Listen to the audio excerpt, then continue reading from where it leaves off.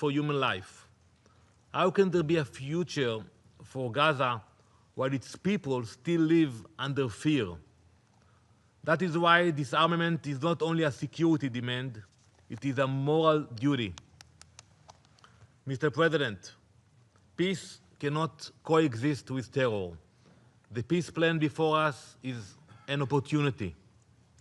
But opportunity alone is not enough. We must act now to ensure Hamas is disarmed, not only with statements, with action, with pressure, with resolve. Hamas still sits on a deadly stockpile: assault and sniper rifles, RPGs, rocket launchers, anti-tank missiles like the Cornet. Beneath Gaza, their factories hum, their tunnels run deep. Disarmament means more than words. It means those weapons surrendered, the tunnels sealed, the factories shut down. It means dismantling Hamas's entire war machine, every command post, every weapons line, every tunnel. True disarmament strips Hamas of power itself, its ability to plan, to arm, to strike. Members of this council, blueprints and promises of reconstruction will not stop bullets. Only real disarmament will. Now is the moment to turn words into pressure and hopefully pressure into peace. Last week, the Jewish people celebrated Simchat Torah, a holiday that marks the conclusion of the annual reading cycle of our Bible, the Torah, and the beginning of a new cycle. Every year we read the same chapters. As we open the first chapter, Bereshit, the book of Genesis, we return to the moment creation began, and I quote, "And God saw the light, that it was good, and God divided the light from the darkness." Before creation came order. Before life began, chaos had to end. God separated light from darkness, bringing clarity, structure, and peace. So it must be now. Before Gaza can be rebuilt, terror must be removed. Before peace can begin, Hamas must lay down its weapons. Israel is ready to do its part and move forward. But peace cannot live alongside terror. Every day, Hamas refuses to disarm. They drag Gaza deeper into darkness. The time for excuses is over. Hamas must disarm now, fully and completely, so that light, not darkness, shape our future. Thank you, Mr. President. Я благодарю представителя Израиля за его выступление. Сейчас я сделаю выступление в качестве представителя Российской Федерации. Благодарим заместителя спецкоординатора ООН по Ближневосточному мирному процессу Рамиза Алакбарова за обстоятельный доклад о положении в регионе.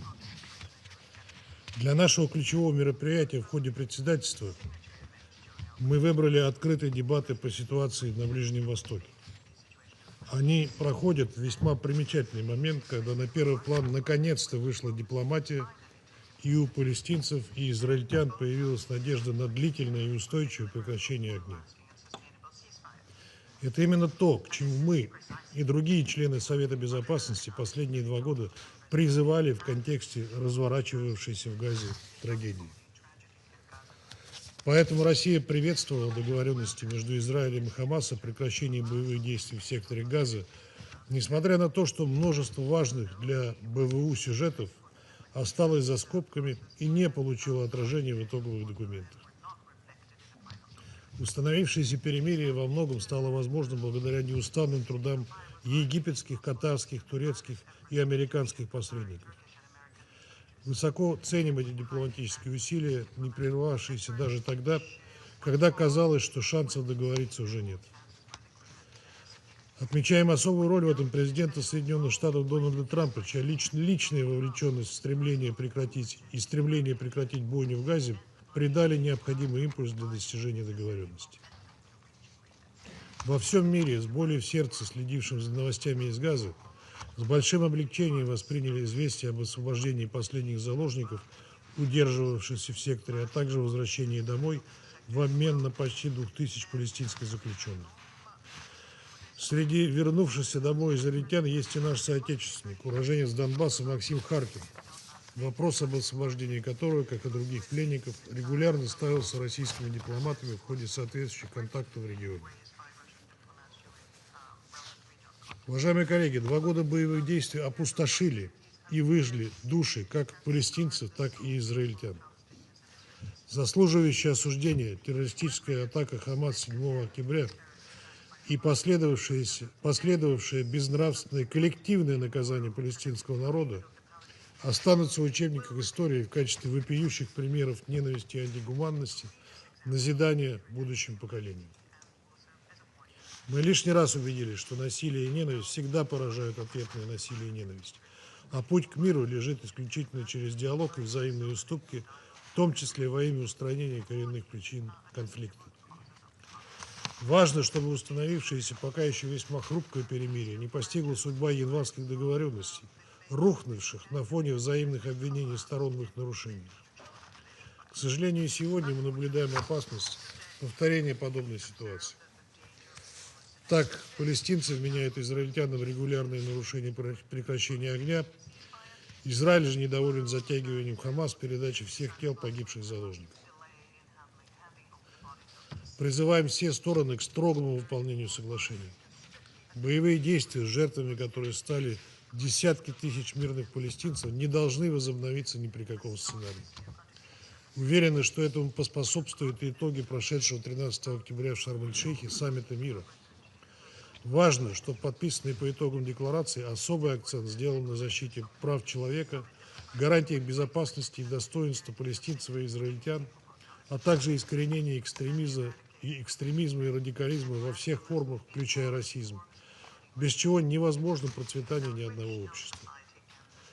Необходимо, чтобы аналогичную оптику мировое сообщество применяло и в контексте продолжающегося ущемления киевским режимом прав русскоязычного населения на Украине. Уважаемые коллеги, отмечаем, что благодаря достигнутому перемирию в секторе Газа наметился определенный прогресс в части гумдоступа. По данным УКГВ, восстанавливаются поставки продовольствия и медицинских товаров, а гумагентство ООН, в том числе БАПОР, уже начали создавать временные учебные пространства для перемещенных детей. Этот положительный импульс необходимо сохранить и наращивать, чтобы облегчить страдания газовитян и обеспечить восстановление базовых услуг. В то же время мы не можем не отметить, что ограничения на доставку гуманитарной помощи по-прежнему сохраняются, а гуманитарные маршруты функционируют не в полную силу. В этой связи крайне важно снять оставшиеся барьеры и действовать в соответствии с представленным УКГВ 60-дневным планом гуманитарного реагирования. Рассчитываем, что недавний визит замсекретаря ООН по гуманитарным вопросам Тома Флетчера в Газу и Рамаллу будет способствовать налаживанию эффективной работы не только в секторе, но и на западном берегу реки Иордан, где сохраняется нестабильная ситуация, в том числе продолжаются нападения на палестинцев, о чем регулярно докладывает УКГВ. Уважаемые коллеги, перемирие и прекращение огня в Газе – это важный и долгожданный, но все-таки только самый первый этап на пути к долгосрочному урегулированию палестино-израильского конфликта. Избежать рецидива трагедии возможно лишь при возобновлении политического процесса на известной международно-правовой основе по формуле двух государств, предусматривающей создание независимого палестинского государства в границах 1967 года со столицей в Восточном Иерусалиме, сосуществующего в мире и безопасности с Израилем. Эта задача, неоднократно подтвержденная международным сообществом, не должна оставаться в тени миротворческих усилий и тем более игнорироваться при выработке планов действий и дорожных карт. Нельзя забывать и о незаконном строительстве израильских поселений на палестинской территории. Эти планы должны быть пересмотрены, а уже построенные в нарушении резолюции Совета Безопасности, в том числе 446, 452, 465 и 2334 поселения демонтированы. Хочется надеяться, что позитивная динамика на треке БВУ самым положительным образом скажется и в других частях региона, включая Ливан, Йемен и Сирию, и в конечном итоге приведет к общей нормализации в арабо-израильских отношениях. С осторожным оптимизмом следим за продолжающимися непрямыми переговорами между Западным Иерусалимом и Дамаском. Относительно стабильной остается обстановка вдоль голубой линии, где еще год назад бушевала полноценная война. Пример Газы, когда подавляющая часть заложников была освобождена благодаря переговорам, должен продемонстрировать Израилю, что отказ от ставки на грубое силовое вмешательство и создание приграничных буферных зон в пользу диалога и искреннего учета интересов соседей может дать ощутимые плоды и помочь обеспечить безопасность собственных граждан лучше любых самых современных систем вооружений. Россия, неизменно поддерживающая доверительные и конструктивные отношения со всеми странами региона, без исключений, настроена продолжать вносить свой вклад в дело мира на Ближнем Востоке как в национальном качестве, так и в роли постоянного члена Совета Безопасности.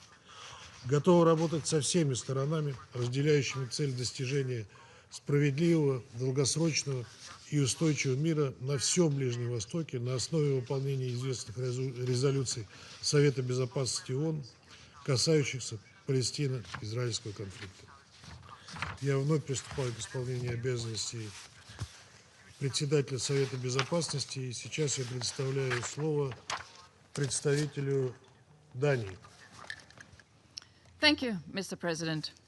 And I thank Deputy Special Coordinator Alec Barov for his briefing. I'd also like to pay tribute to all United Nations personnel and humanitarian workers on the ground working to deliver aid into Gaza, and to those civilians and hostages for whom the good news has tragically come too late. Mr. President, over the past few weeks, we have witnessed a rare moment in history. After more than 2 weeks of imaginable tragedy and loss, we have a long-needed ceasefire in Gaza. The guns have fallen silent, and in that silence, the first notes of hope can finally be heard. Denmark warmly welcomes the ceasefire and expresses profound gratitude to the United States, Egypt, Qatar, and to others who, in spite of numerous setbacks, have worked relentlessly to make this deal a reality. This ceasefire offers respite and relief. When the hostages and their families, who've lived in terror and despair, can finally begin to heal. When the skies above Gaza carry not the sound of warplanes, but the laughter of children. This is the promise that peace could hold. And yet, as this day finally dawns, we cannot forget the immense suffering that lies in its wake and the long road that lies ahead. Far too many will never wake up to see this peace. Those buried under the rubble, those who fell prey to terrorists, those ensnared by starvation, or those simply caught up in the wrong place at the wrong time. This peace is also for them. It is in their memory that we must sustain it. And we must not ignore that Hamas has taken the opportunity to reimpose its campaign of terror on Gaza's population. We continue to stress that Hamas must not be allowed to play a role in the future of Gaza. Mr. President, this ceasefire is not an ending. It is a beginning, fragile but full of opportunity. Now we must act with urgency. The road towards lasting peace will not be easy, but the Security Council must shoulder its responsibility. We must spare no effort, and we trust that this Council will urgently come together to establish a mandate for an international stabilization mission. Denmark welcomes the UN plan to alleviate the suffering of civilians. We stress that the UN and other humanitarian organizations must be fully enabled to deliver the humanitarian aid that millions so desperately need, in line with the agreement on the first phase. Every corridor must be opened, every convoy protected.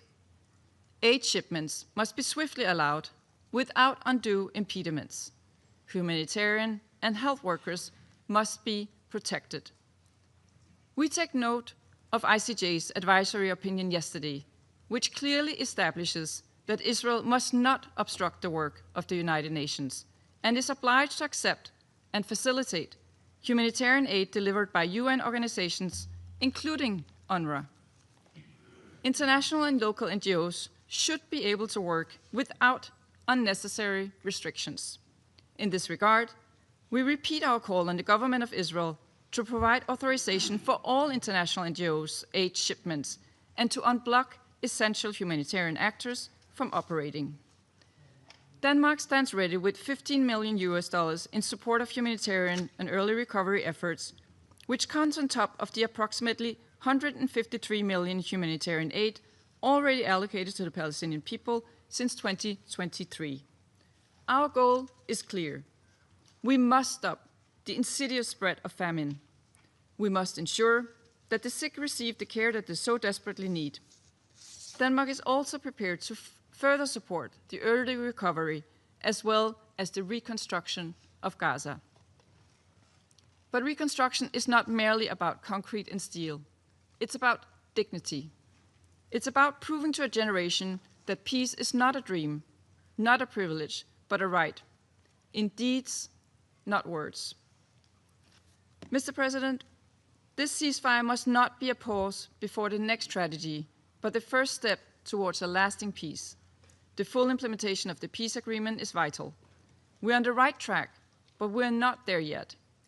We deplore that Hamas has not been able to surrender all the bodies of the seized hostages as agreed under the framework. And we deplore that Israel is leveraging humanitarian access and as a result has capped the flow of aid into Gaza.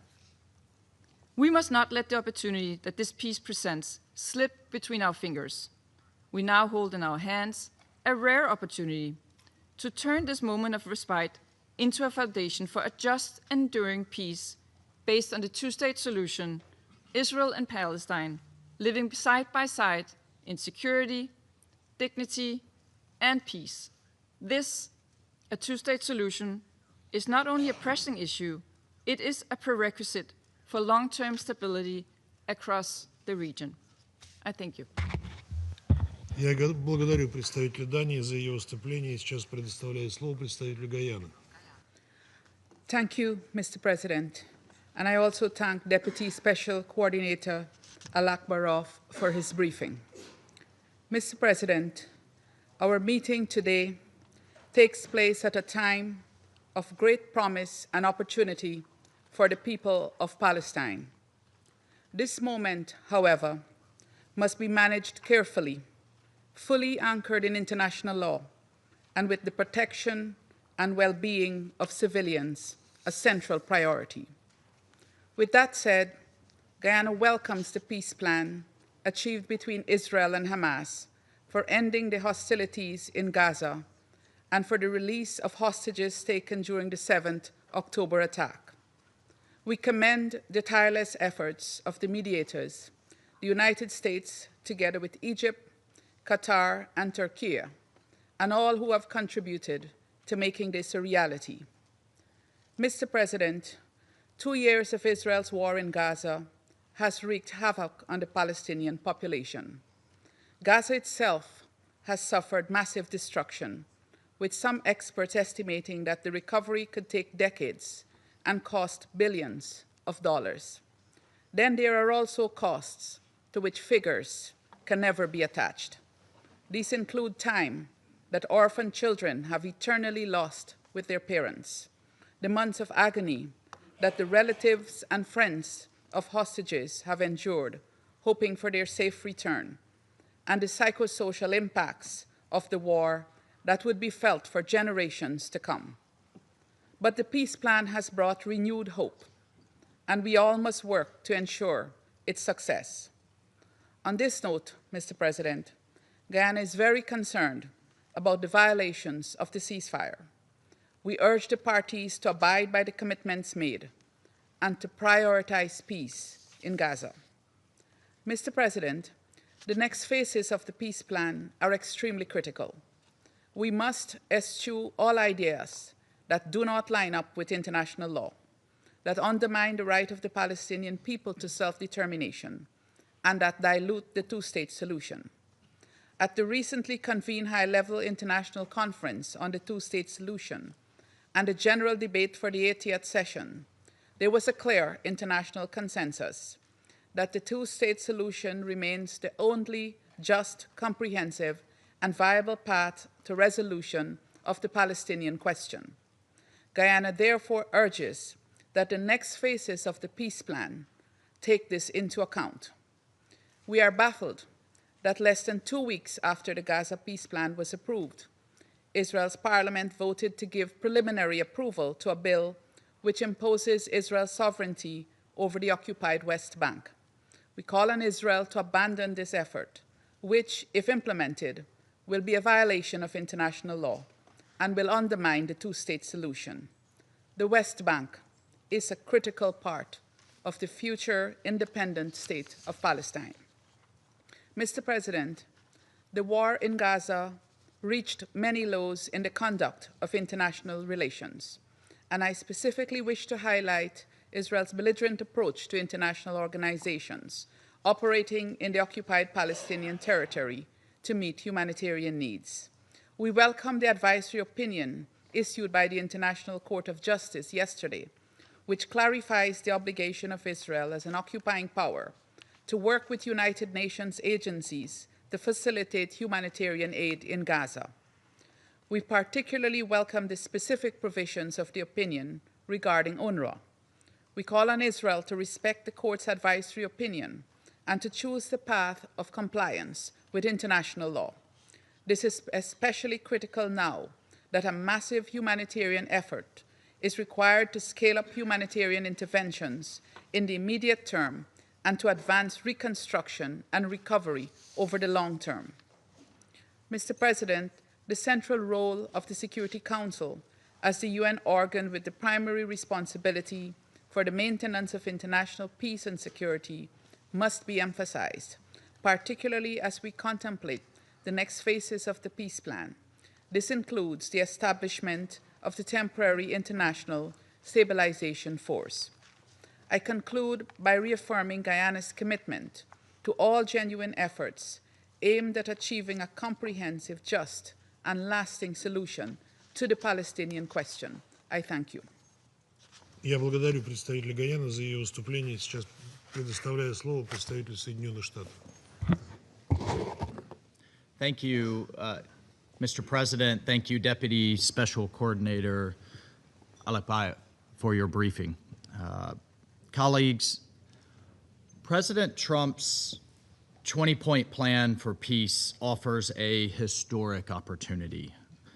His diplomacy brought the ceasefire in Gaza with support from around the world. It brought home 20 living hostages who spent 738 days held captive in a living hell.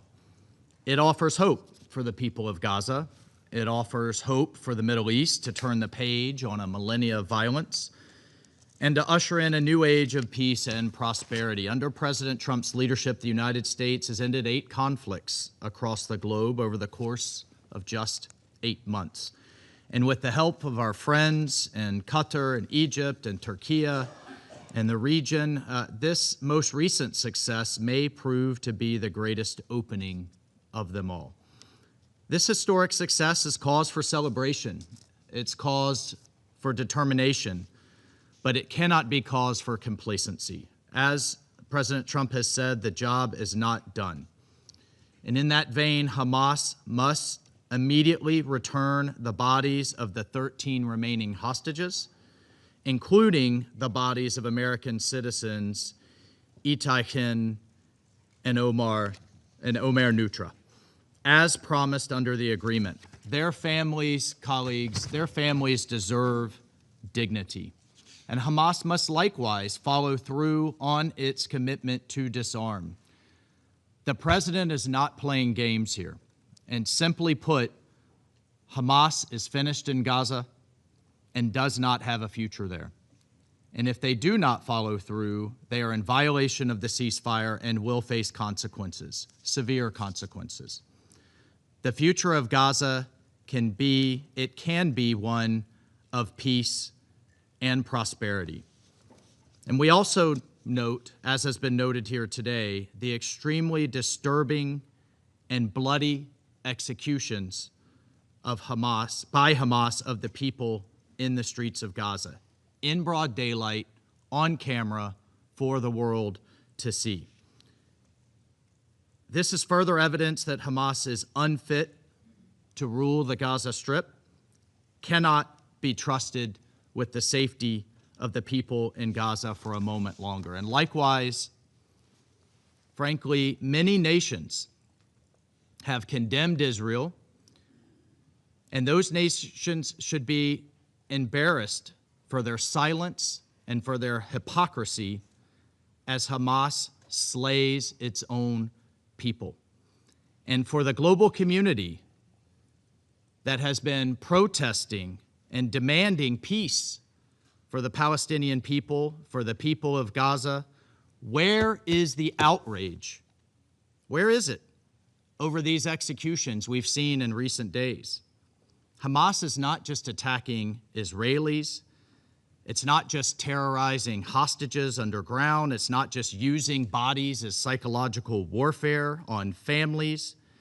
They are openly killing their own people for propaganda, in addition to the human shields that they've used over the past years.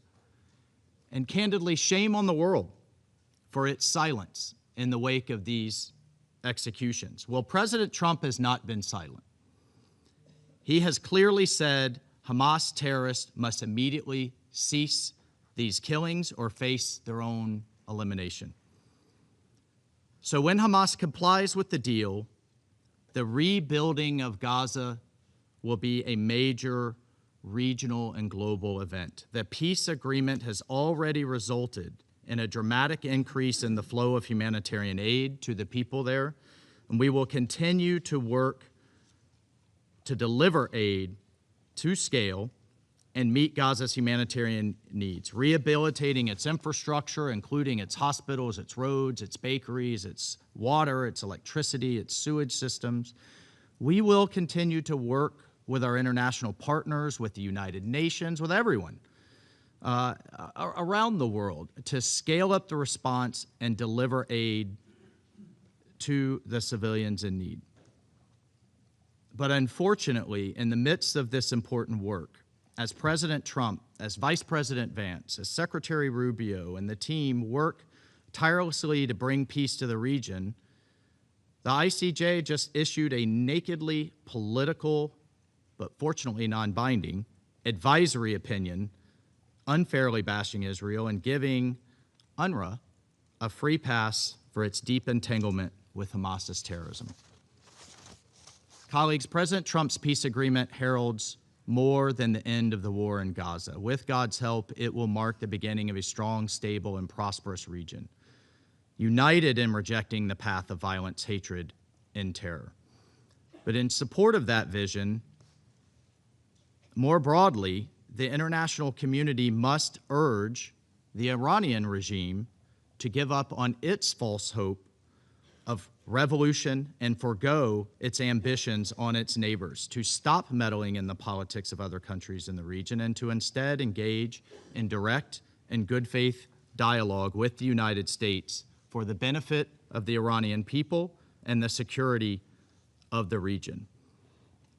Because of tough action on Iranian proxies, we are seeing historic opportunity in Lebanon, in Syria, in Iraq, and across the region. And in this spirit, the United States supports and has supported the reimposition of UN snapback sanctions on the Iranian regime. The regime will continue to face consequences as long as it does not leave its path of destruction.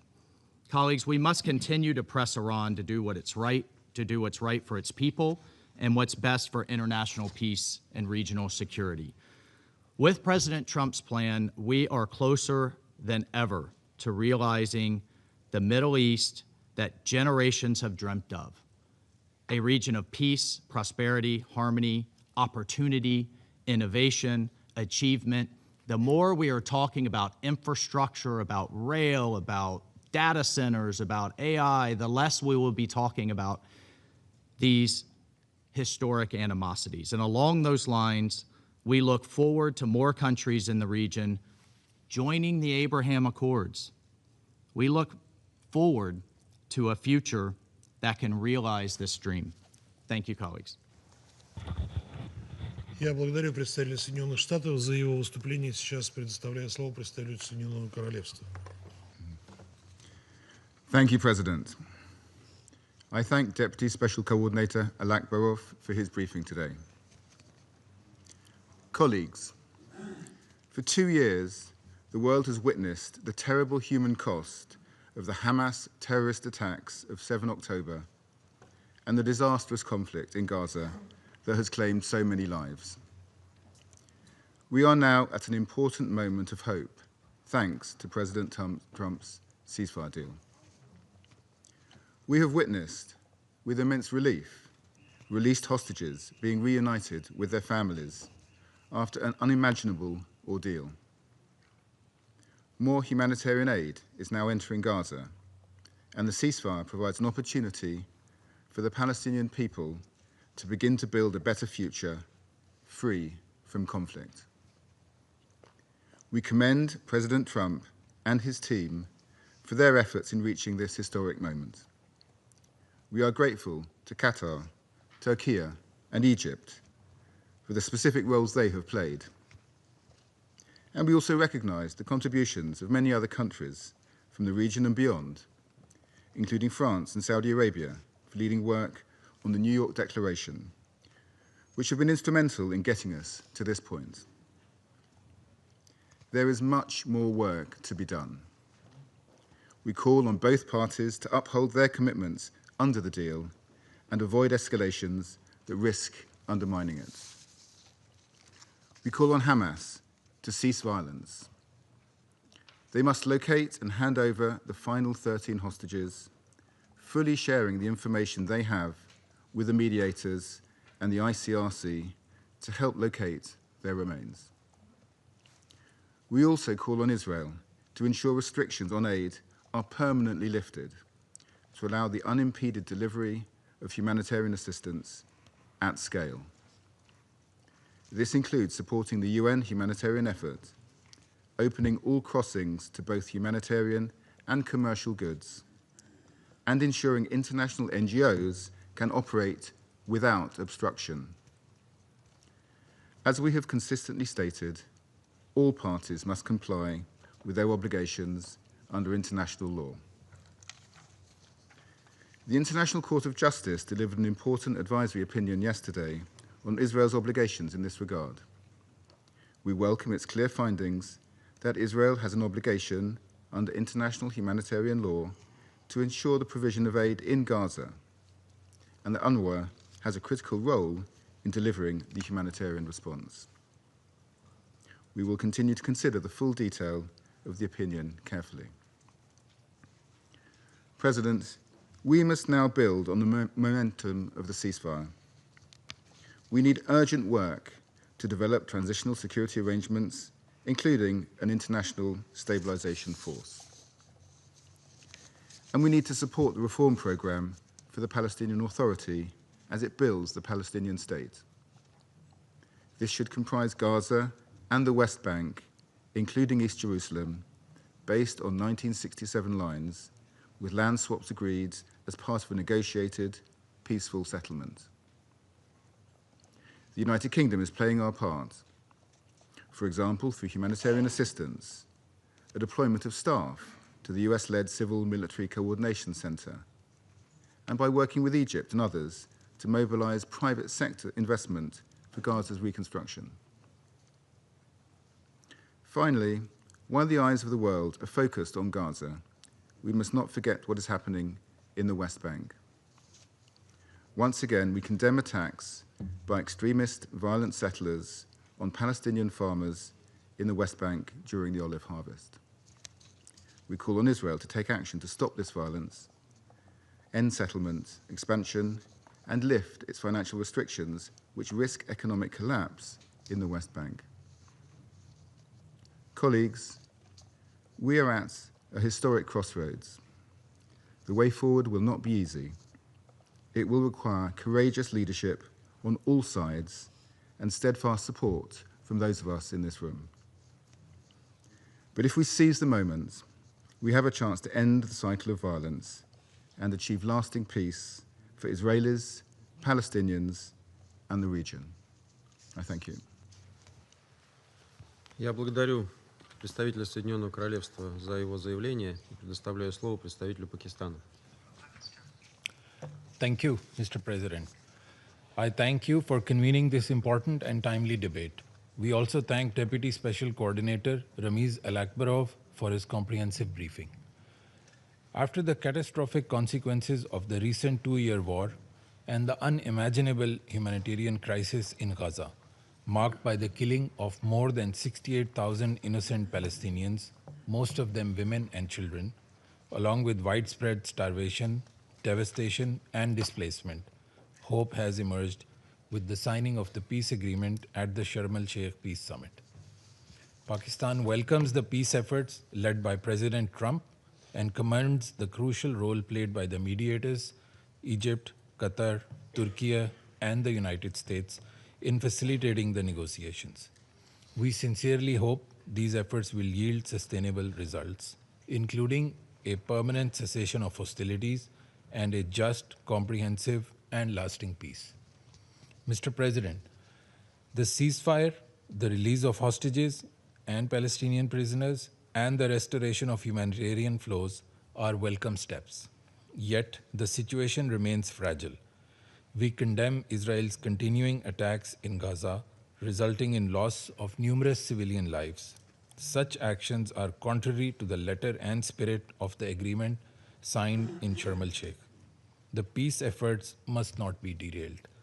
Lasting stability cannot be achieved through continued occupation and oppression.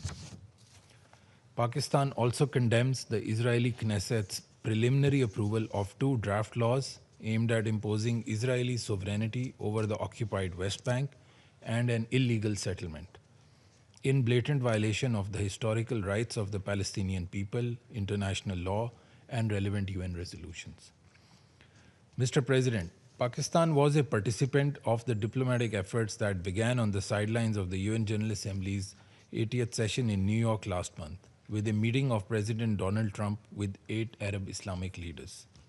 In a joint statement, Pakistan, together with the foreign ministers of those Arab and Islamic countries, Egypt, Jordan, Qatar, Saudi Arabia, UAE, Indonesia, and Turkey, welcomed the announcement by President Trump regarding his peace proposal.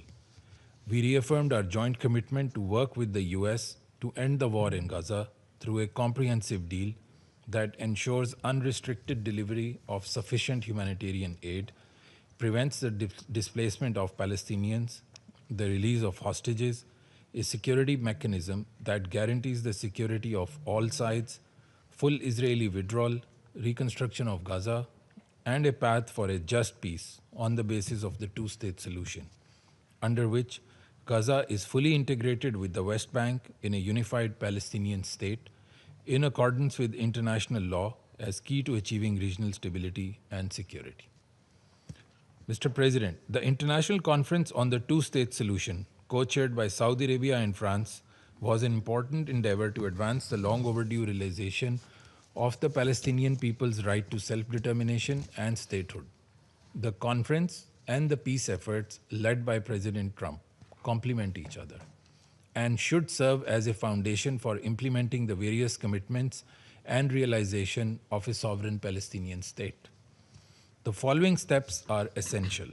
First, full implementation of the ceasefire, ensuring a permanent cessation of hostilities, Israeli withdrawal from Gaza, unrestricted humanitarian access, and a comprehensive reconstruction plan. Second, accountability for the grave atrocity crimes committed in Gaza. Third, an end to Israeli illegal actions in the West Bank, including forced displacements, illegal settlements, and annexations.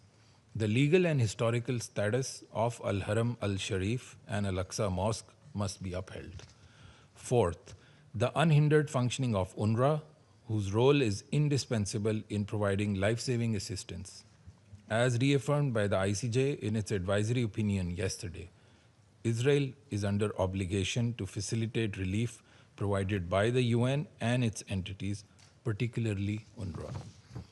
Lastly, the launch of a credible, time-bound political process consistent with international legitimacy and relevant UN resolutions to establish an independent, sovereign, and contiguous state of Palestine based on the pre-1967 borders with Al-Quds al-Sharif as its capital. Mr. President, looking ahead, the roles of the UN, the Palestinian Authority, and the Palestinian people will be vital to ensuring legitimate governance, reconstruction, and institution building in Gaza.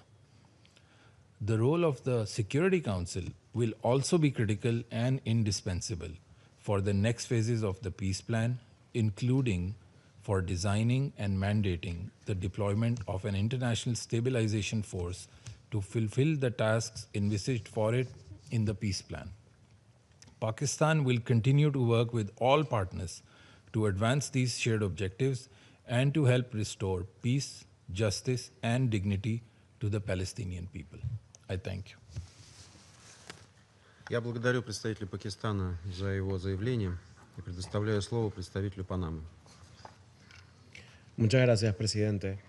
Panamá agradece a la Federación de Rusia por convocar y presidir este debate abierto trimestral sobre la situación en Oriente Medio, incluida la cuestión palestina.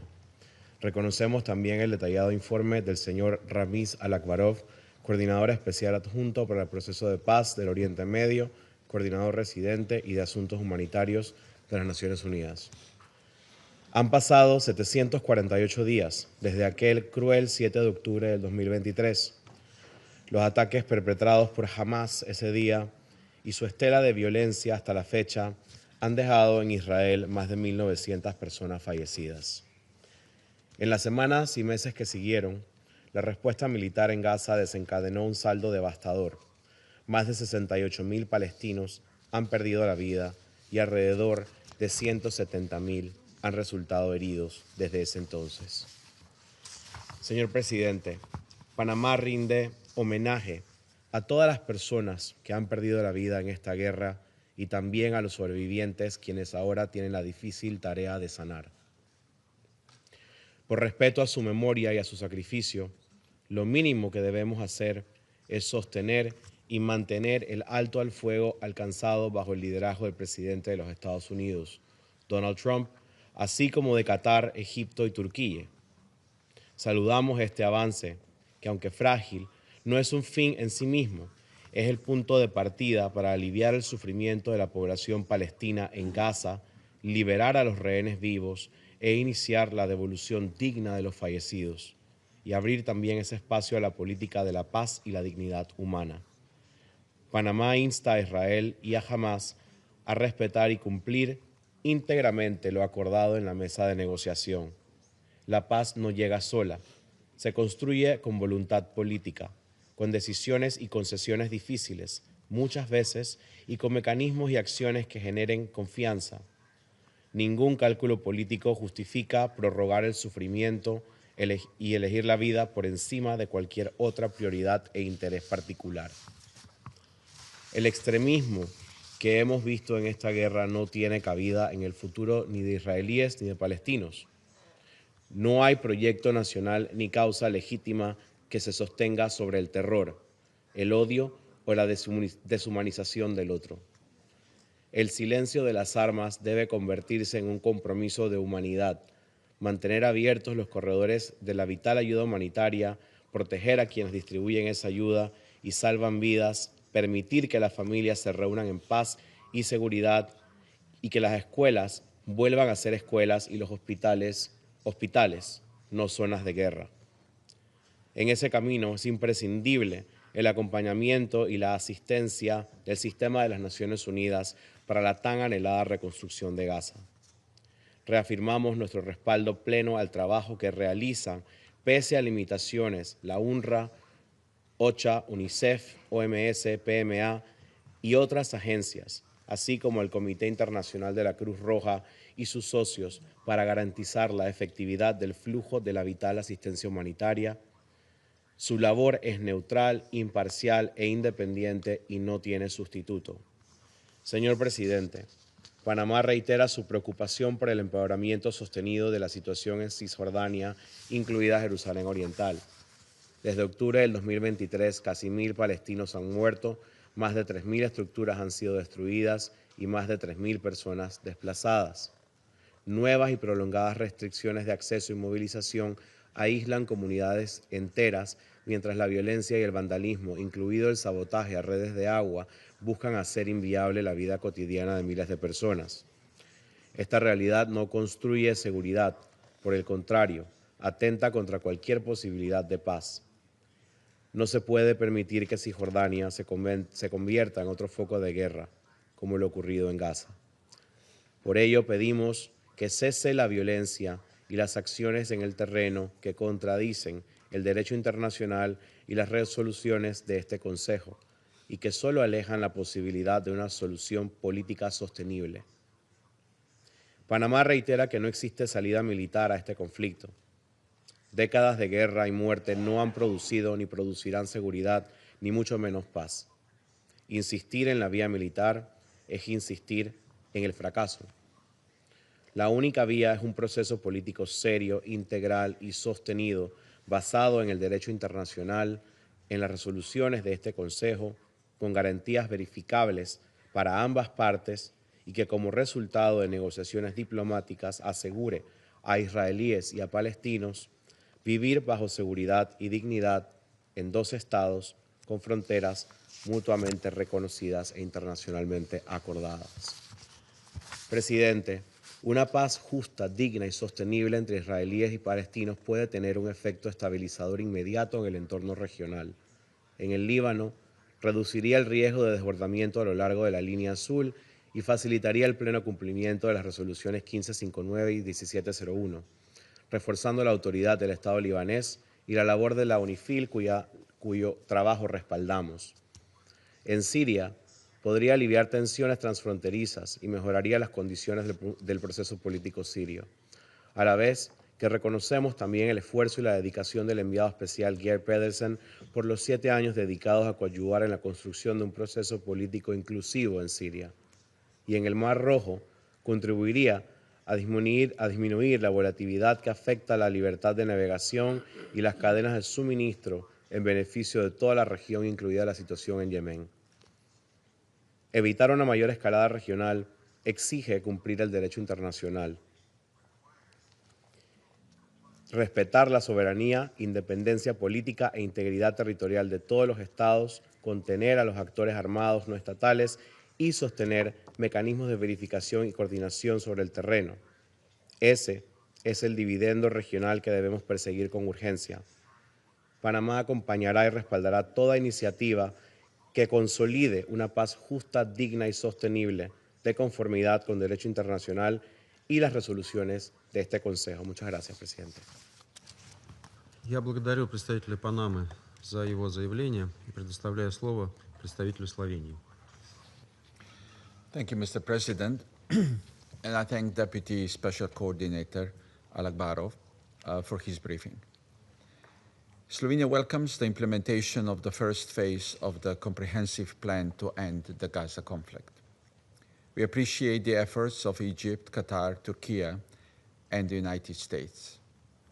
Slovenia champions a strong role of this Council in supporting the implementation process. We would also like to commend the pivotal role of the ICRC.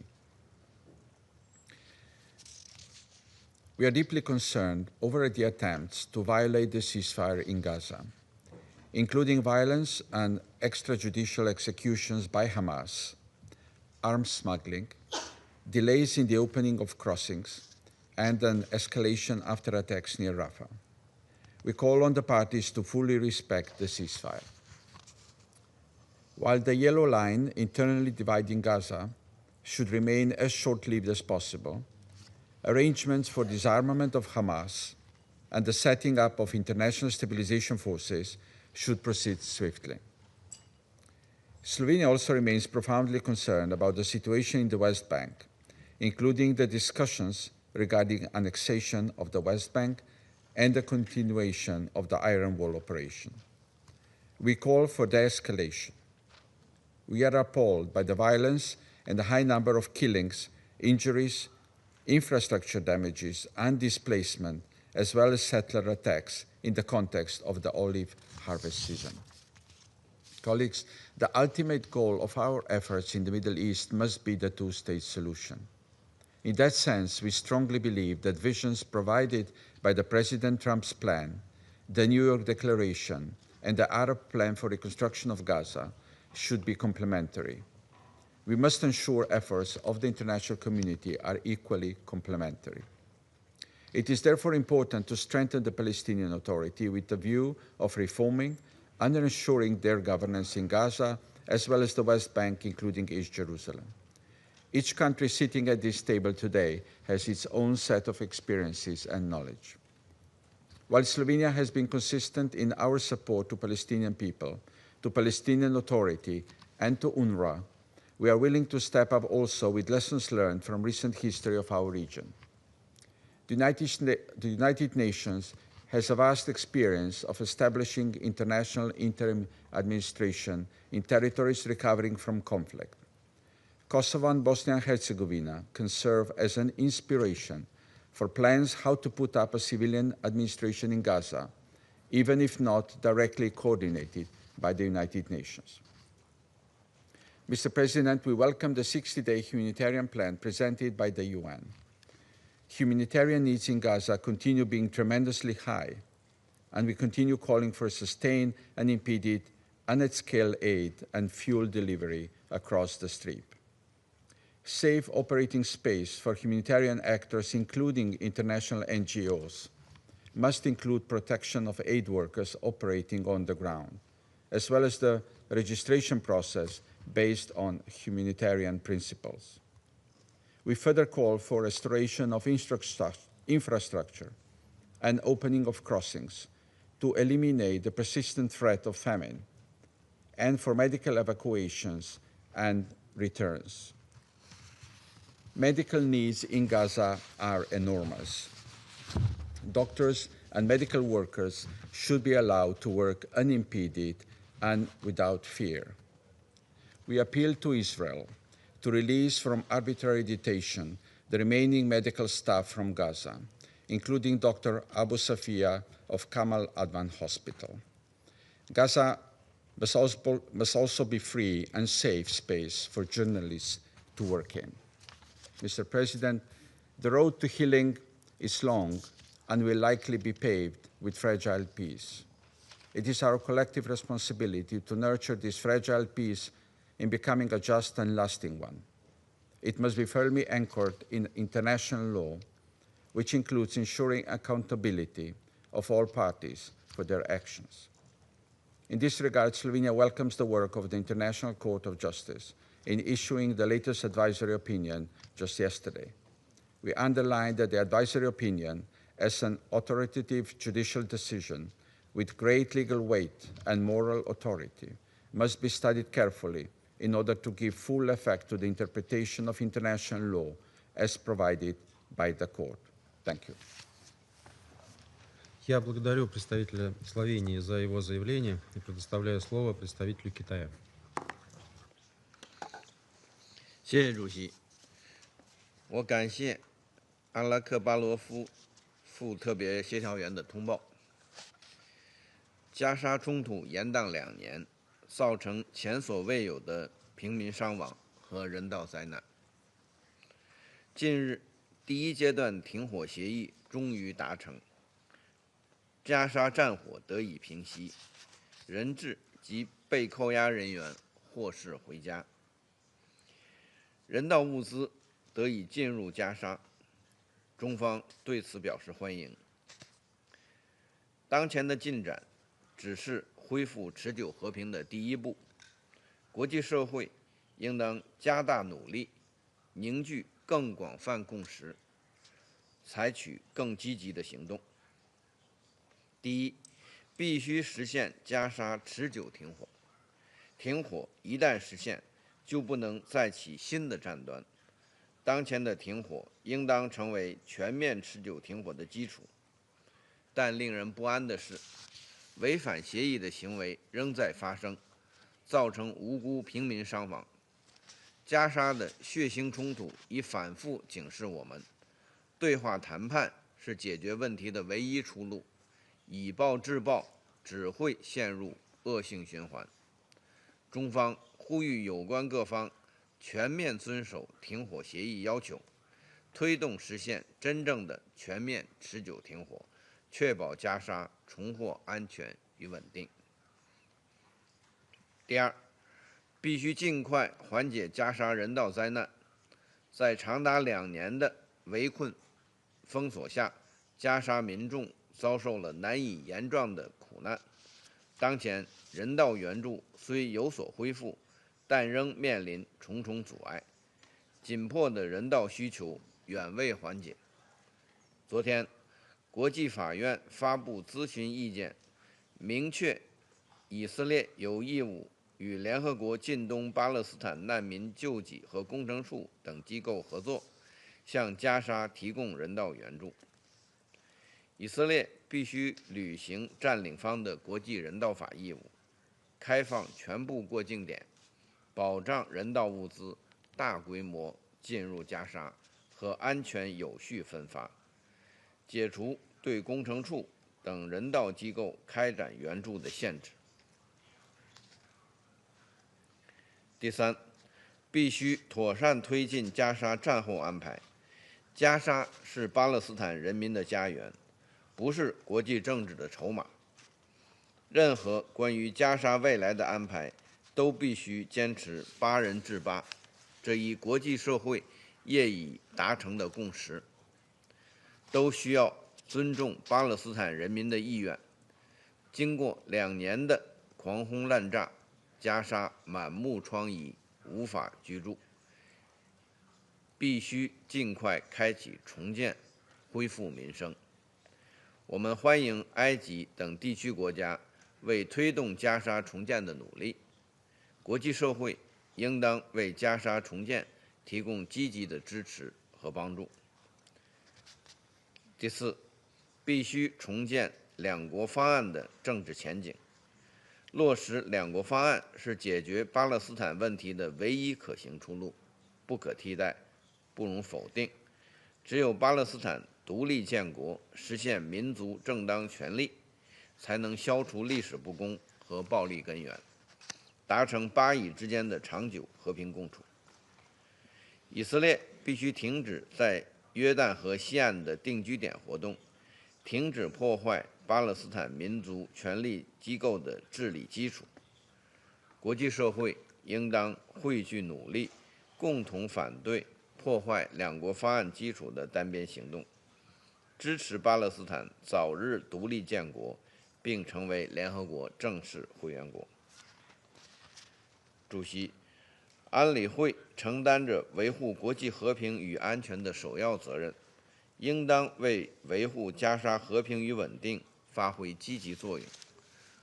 中方愿同国际社会一道，为推动全面持久停火、缓解人道灾难、落实2国方案，最终实现巴勒斯坦全面公正持久解决做出不懈努力。谢谢主席。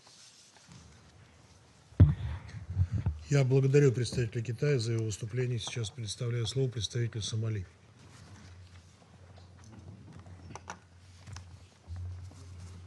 Thank you, Mr. President. I would like to express my gratitude to Mr. Al-Akbarov, Deputy Special Coordinator for the Middle East Peace Process and Resident Humanitarian Coordinator for his comprehensive and sobering briefing. We are deeply indebted to the leadership and the tireless efforts of all United Nations and humanitarian personnel working under the most challenging circumstances in Gaza and the West Bank. Their unwavering courage, professionalism, and commitment have been a beacon of hope in the face of adversity. Mr. President, the agreed ceasefire brings much needed relief from active hostilities and silences the guns. But the profound suffering endured by affected communities continues. The devastation of the conflict is staggering. Over 65,000 lives have been lost, primarily women and children, while millions have been displaced. Basic infrastructure lies in ruins, and entire communities are traumatized by the violence and loss they have endured. Over 90% of homes in Gaza have been damaged or destroyed. The extent of destruction to property and infrastructure is almost unimaginable, leaving most families without basic services or even a place to return to. It would take decades, if not more, to fully repair and inhabit again. The situation in the West Bank, including East Jerusalem, is equally alarming. This year has witnessed a significant increase in Israeli military operations, resulting in the loss of numerous Palestinian lives and injuries. Thousands of structures and essential infrastructures have been demolished, often justified as security operations. Tens of thousands have been displaced from their homes, with refugee camps like Jenin, Nur Shams, and Tulkarm bearing the brunt of devastating destruction. Simultaneously, there have been a notable rise in the settler violence, accompanied by further settlement expansion. These developments not only violate international law, but also diminish the prospect of the two-state solution. Mr. President, the road ahead is arduous and long, and the international community must rise to this challenge with urgency, unity, and a clear vision. In that context, I would like to propose the following. First, consolidating and safeguarding the ceasefire must remain a priority. Somalia commends the mediation efforts by the United States, Egypt, Turkey, and Qatar, which have been instrumental in achieving the current cessation of hostilities. This should not be only a matter of restraint. It requires robust international monitoring and accountability mechanism under UN auspices in order to support trust and adherence to the ceasefire. Second, humanitarian access must be ensured and expanded without a delay. We welcome the recent ICJ advisory opinion that Israel, as the occupying power, has obligation to uphold international humanitarian law. UN agencies, particularly UNRWA, WFP, and UNICEF, continue to face significant challenges, including delays at crossings, underfunding, and threat to their personnel.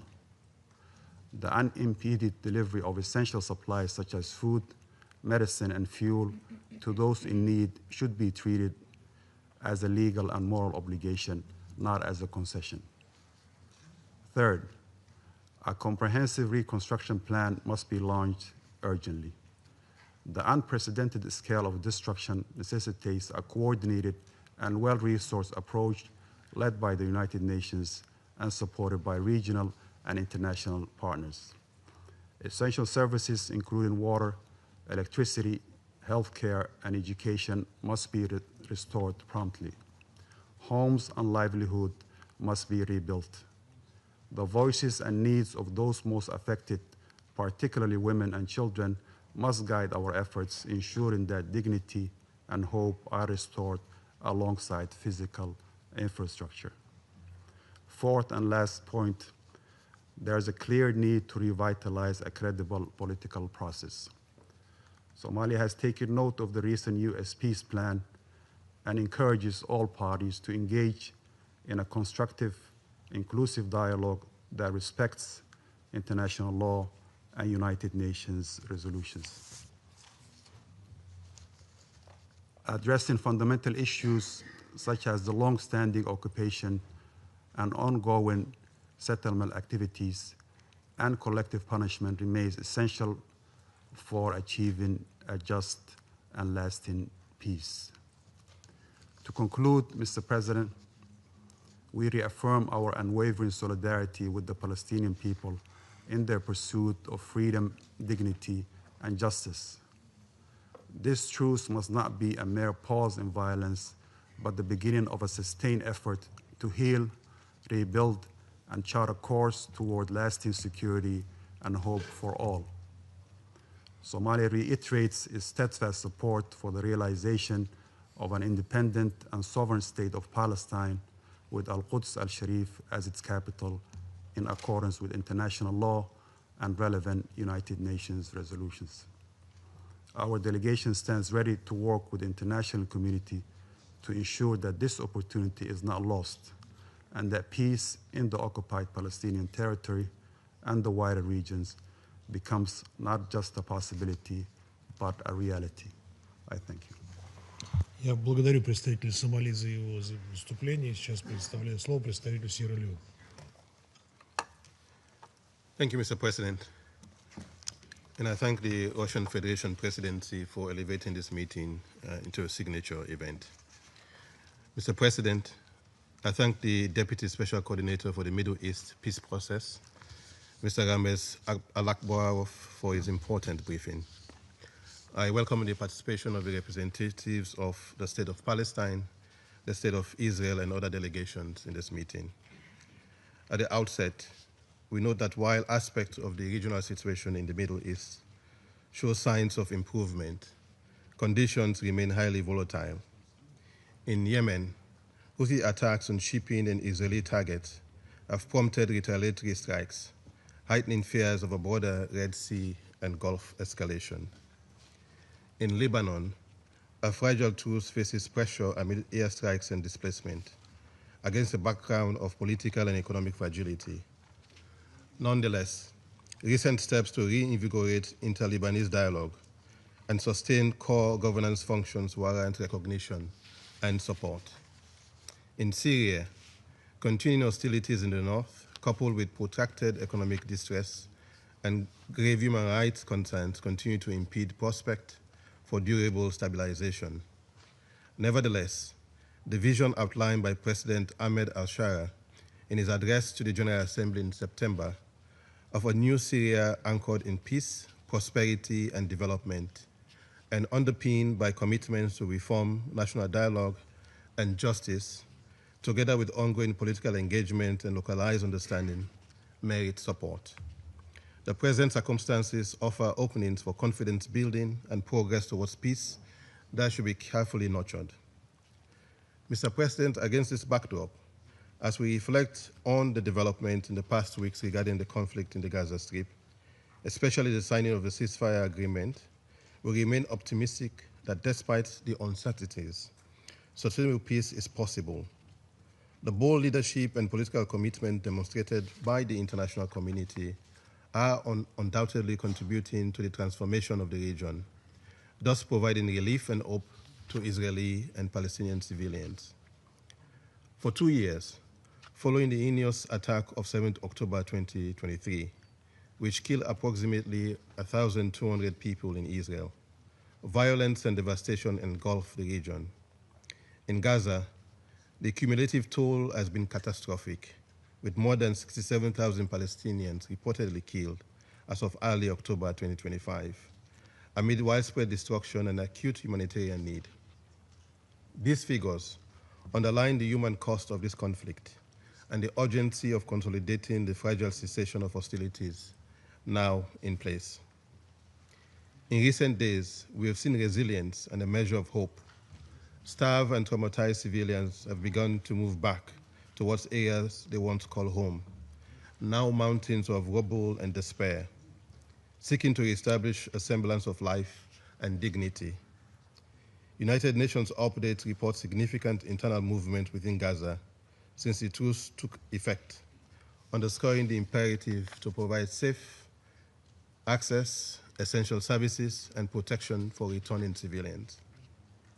In light of the foregoing, and at this critical juncture, with the promising prospect of achieving a lasting ceasefire and peace, Sierra would like to make the following 4 points.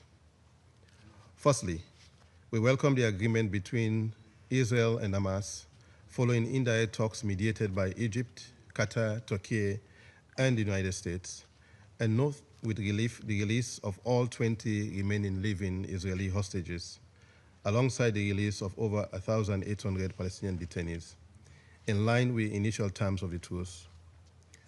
We commend the tireless efforts of the mediators and the humanitarian actors, including the ICRC, in facilitating these outcomes. The current truce, though fragile, must be leveraged to faithfully implement Phase 1 of the agreement, upholding the cessation of hostilities, ensuring the full, safe, and unimpeded delivery of humanitarian assistance, and enabling freedom of movement for civilians and humanitarian workers.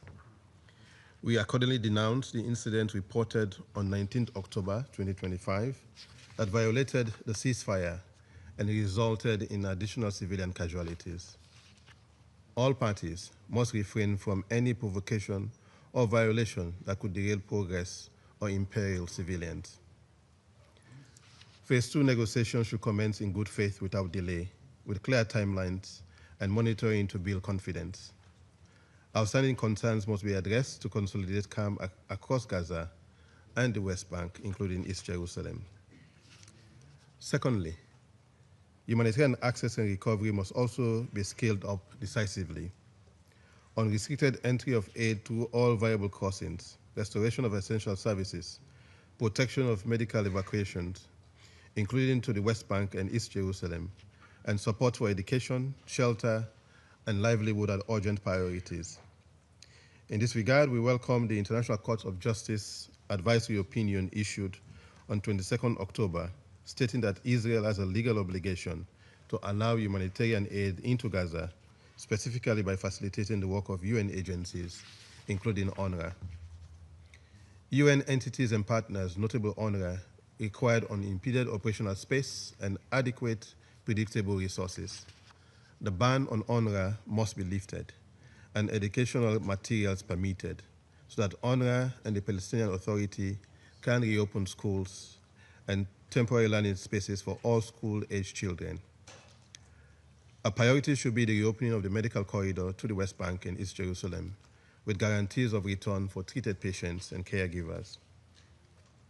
The ceasefire must evolve into a pathway that guarantees healing, reconciliation, trust, justice, and reconstruction. In this regard, we call upon relevant actors, including UN member states, regional organizations, and the international financial institutions to mobilize momentum and resources for the reconstruction of Gaza. Thirdly, Sierra Leone reiterates that a just and lasting peace is only achievable through a two-state solution, with Israel and Palestine living side by side in peace and security. The International Court of Justice advisory opinion, including of 19 July 2024, provides important legal contours relevant to ending the conflict and ensuring respect for international law. The New York Declaration on the Peaceful Settlement of the Question of Palestine and the implementation of the two-state solution, overwhelmingly endorsed by the General Assembly on 12 September 2025, offers a political framework to advance that vision. We further take note of the recent political initiatives, including President Trump's comprehensive peace plan and the Sharm el-Sheikh Peace Summit, and other proposals as input for future dialogue, while underscoring that the inalienable right of the Palestinian people to self-determination and statehood must remain central to all engagement. Peace in Gaza must be matched by stability in the West Bank, including East Jerusalem, where tensions have heightened since 21st January 2025 due to Israel's Operation Iron Wall, with a focus on counterterrorism measures. This operation, coupled with settler violence, demolitions, and seizures of Palestinian-owned properties, together with severe movement and access restrictions, have hampered civilians and impeded humanitarian work. These dynamics must be addressed to prevent further deterioration and to maintain the viability of a negotiated two-state solution. We are concerned by reports that the bill applying Israel's domestic law to the occupied West Bank, an act equal to formal annexation of Palestinian territory, has received preliminary approval in the Knesset. While this may be the first of 4 required readings before it becomes law, such a step undermines efforts to build confidence, sustain the ceasefire, and preserve a credible path towards a just and lasting peace. For the avoidance of doubt, the occupation remains illegal under international law, and any measure that seeks to alter the demographic, legal, or territorial status of the occupied Palestinian territory are equally without legal validity and constitute a clear violation of international law and relevant UN resolutions. Fourthly and finally, Decisions about Palestine must include Palestinians, their institutions, leadership, and civil society in ways that ensure ownership, legitimacy, and consent. No durable settlement can be achieved without the full and meaningful participation of the Palestinian people in shaping their future. In closing, Mr. President, this Council should continue to support the parties and the mediators to ensure the full implementation of all phases of the agreement, uphold international law, and advance accountability for violations against civilians. A detailed briefing to the Council on the agreement implementation will assist in sustaining focus and ensuring compliance. Sierra Leone will continue to support efforts in the Council to sustain the present calm, relieve humanitarian suffering, and help lay the groundwork for a comprehensive, just, and lasting peace. I thank you. Я благодарю представителя Сьерра-Леоне за его выступление. Сейчас предоставляю слово представителю Республики Корея. Thank you, Mr. President. I would also like to thank Deputy Special Coordinator Alakbarov for his comprehensive briefing. Mr. President, the Republic of Korea welcomes the release of hostages in Gaza, as well as the implementation of the ceasefire earlier this month, and commend the enormous efforts by mediating countries, the US, Qatar, Egypt, and Turkey.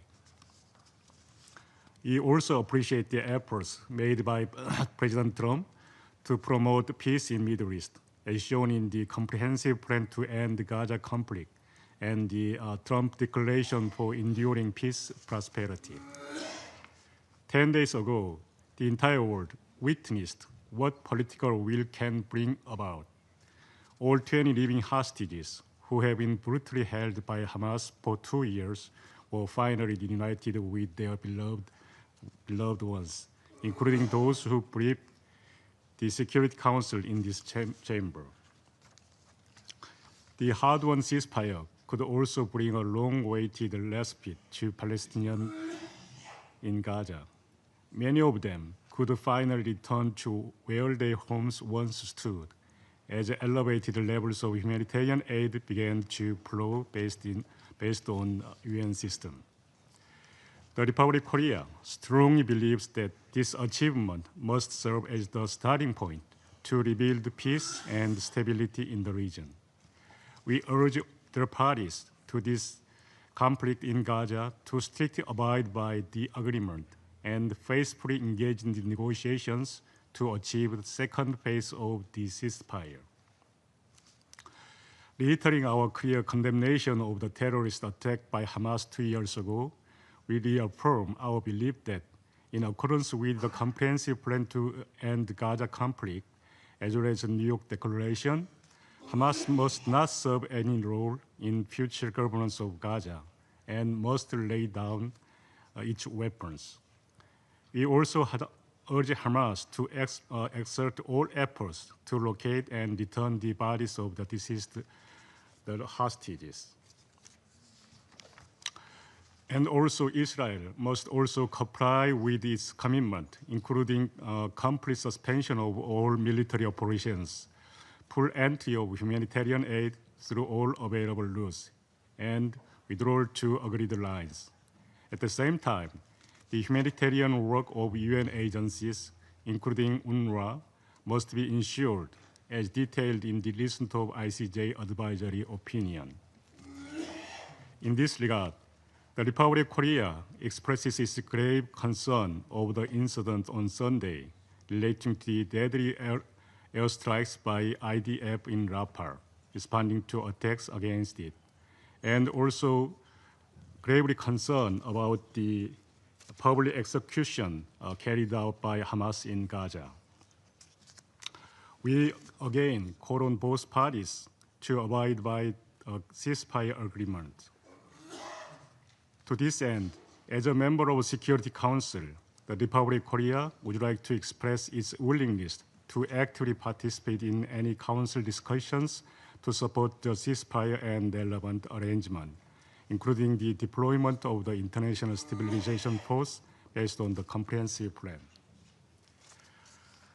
Mr. President, for the last 2 years, we witnessed a dangerous circle of escalation and violence sweeping across the region.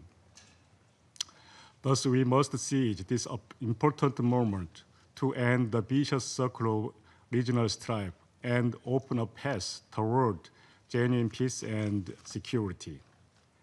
We believe that the two-state solution is the only possible way to ensure peace, stability, and dignity for all in the Middle East. In this respect, we stressed our firm position that establishment of settlement in occupied Palestinian territory has no legal validity and constitutes a flagrant violation under the international law. We call on Israel to cease all settlement activities and demolition of the Palestinian homes, and to take measures to punish the unjustifiable violence by settlers, including those targeting Palestinians participating in annual West Bank olive harvest. The Palestinian Authority should also do more to carry out its reform, and Israel must fulfill its obligation with regard to its relation with PA, including the transfer of the tax revenues.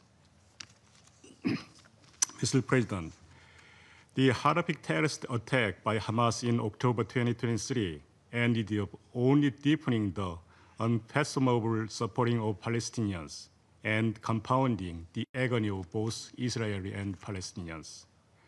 The massive military response by Israel over the last 2 years, according to OCHA, is resulted to killing of more than 68,000 people in Gaza, including more than 20,000 children and more than 10,000 women, also show that military solution can never achieve sustainable peace.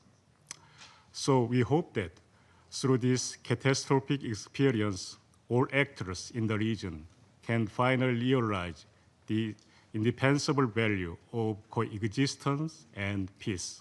I thank you. Я благодарю представителя Республики Корея за его выступление. Сейчас предоставляю слово представителю Алжира. Thank you, Mr. President. At the outset, I wish to thank Deputy Special Coordinator Alakbarov for his thoughtful and informative briefing. 2 years after enduring relentless bombardment, carnage, starvation, and the threat of ethnic cleansing and genocide, the Palestinian people in Gaza are beginning at last, to glimpse a moment of relief. It is a fragile moment, yet it carries within it a seed of hope. Hope for a life lived in dignity. Hope for a future built on justice.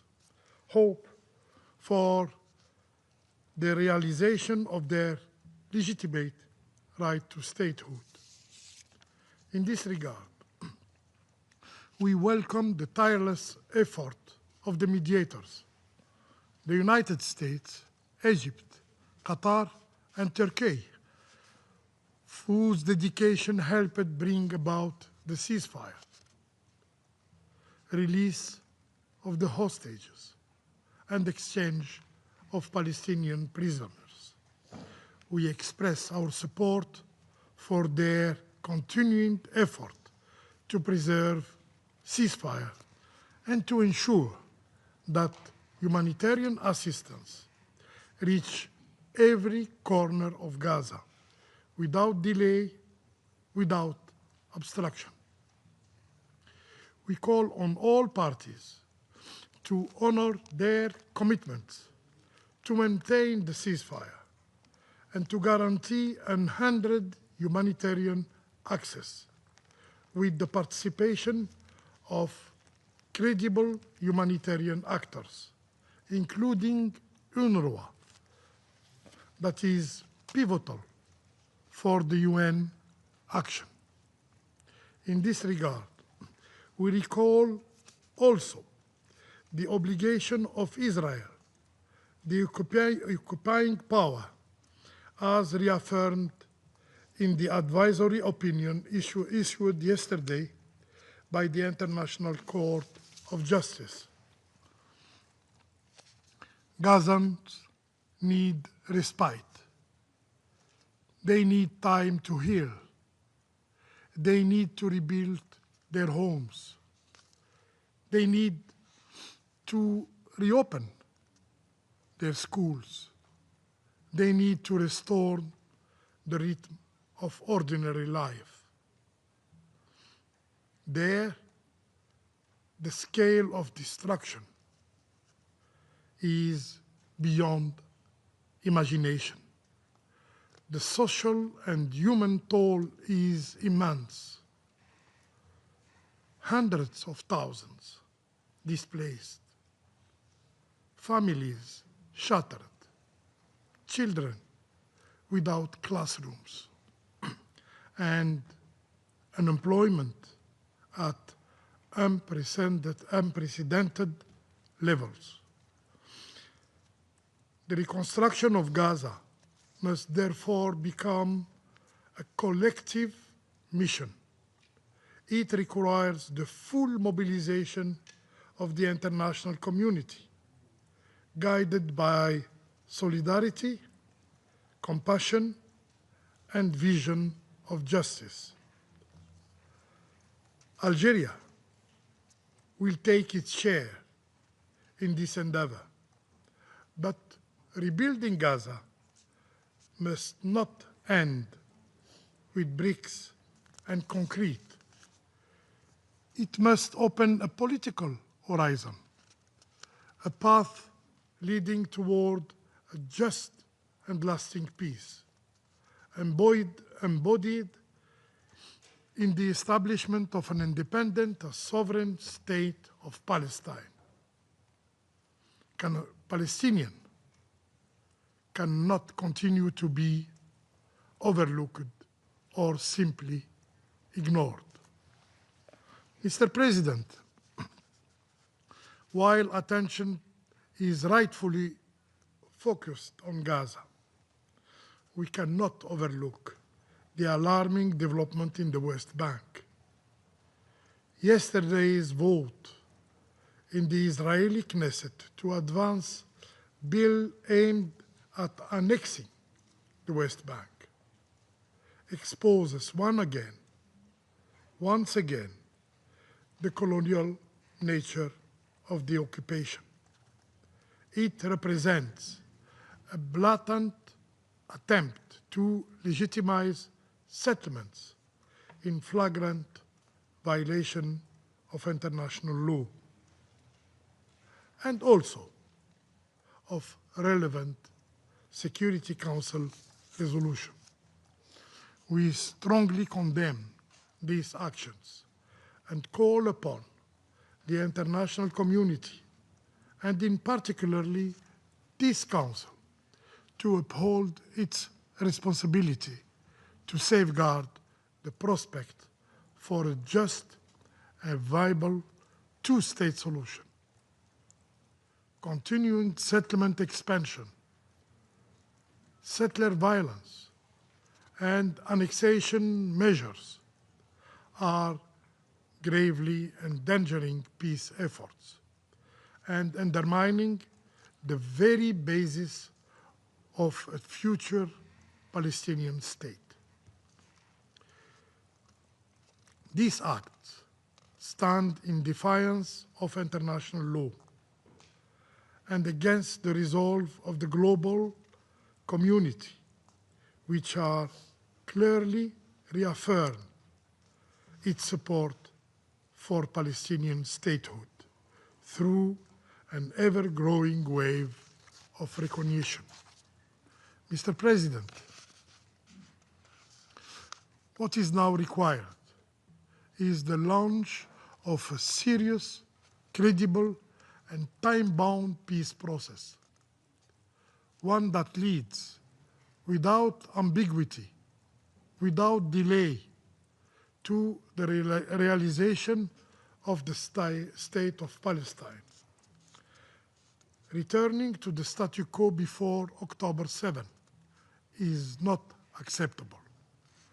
Returning to the blockade is not acceptable. Returning to the denial of Palestinian rights is not acceptable. Impunity and disregard for international law are not acceptable. Justice, freedom, peace, and dignity for the Palestinian people are not only necessary, they are inevitable. I thank you. Я благодарю представителя Алжира за его выступление. Сейчас предоставляю слово представителю Греции.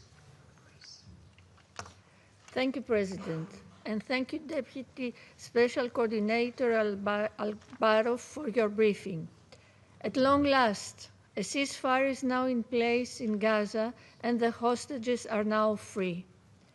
Under President Trump's leadership and with tremendous international engagement, the participation of the Greek Prime Minister in the Peace Summit in Egypt demonstrates Greece's important commitment in the day after developments. A positive momentum now exists in Gaza.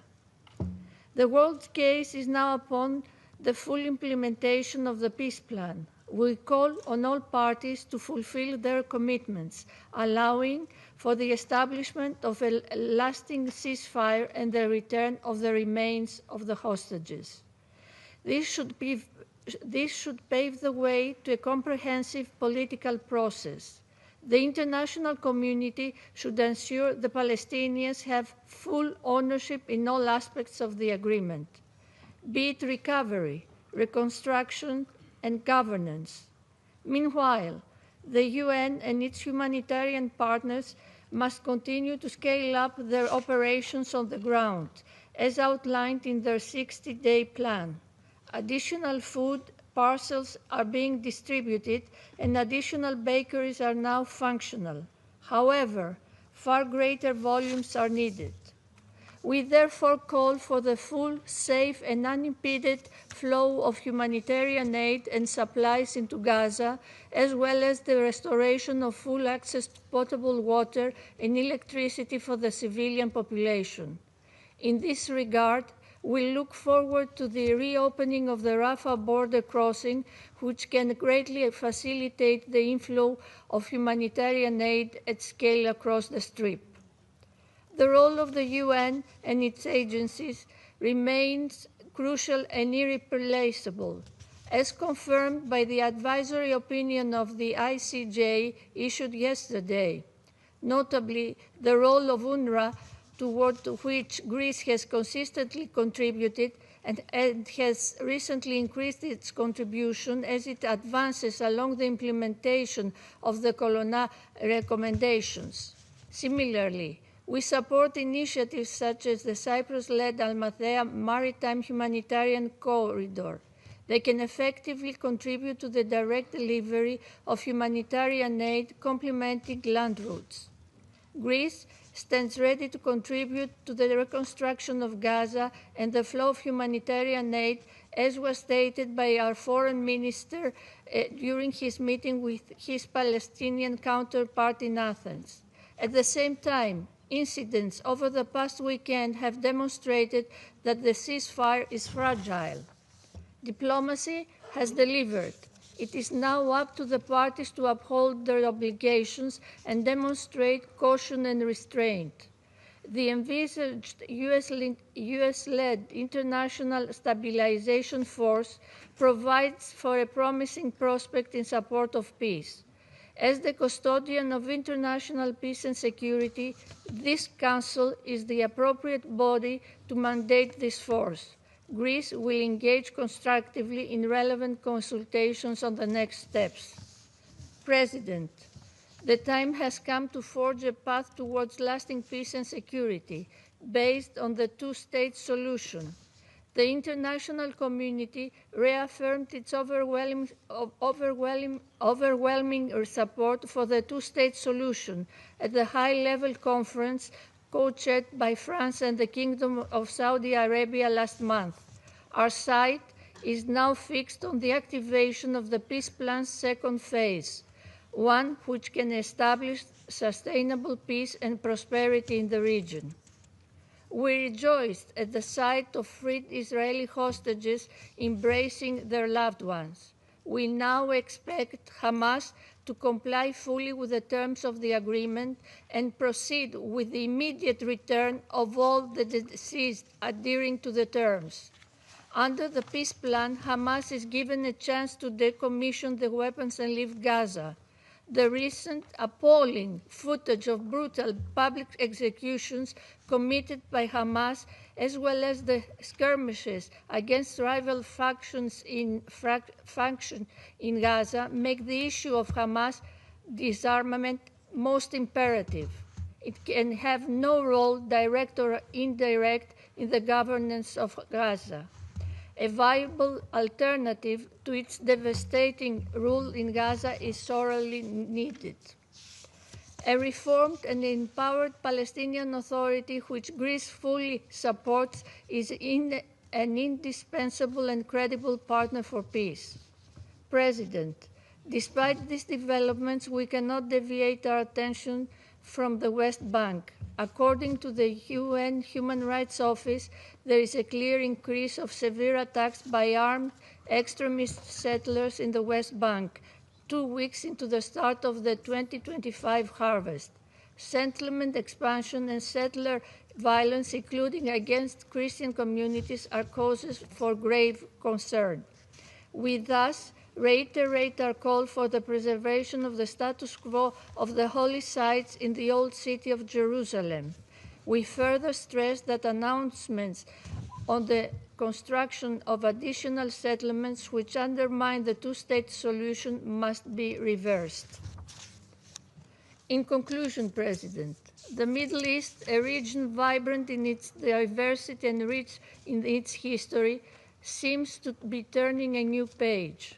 This Council needs to uphold its role and responsibility in seeing that regional peace is established, so that the peoples of the region may finally enjoy a future of stability, dignity, and hope. I thank you. Я благодарю представителя Греции за ее выступление. Сейчас предоставляю слово представителю Франции. Merci, Monsieur le Président. Monsieur le Président, je remercie tout d'abord le coordonnateur spécial adjoint pour le processus de paix au Moyen-Orient, Monsieur Ramiz Al-Akbarov, pour son exposé et salue la présence des représentants d'Israël, de la Palestine, du Sénégal et du Kazakhstan.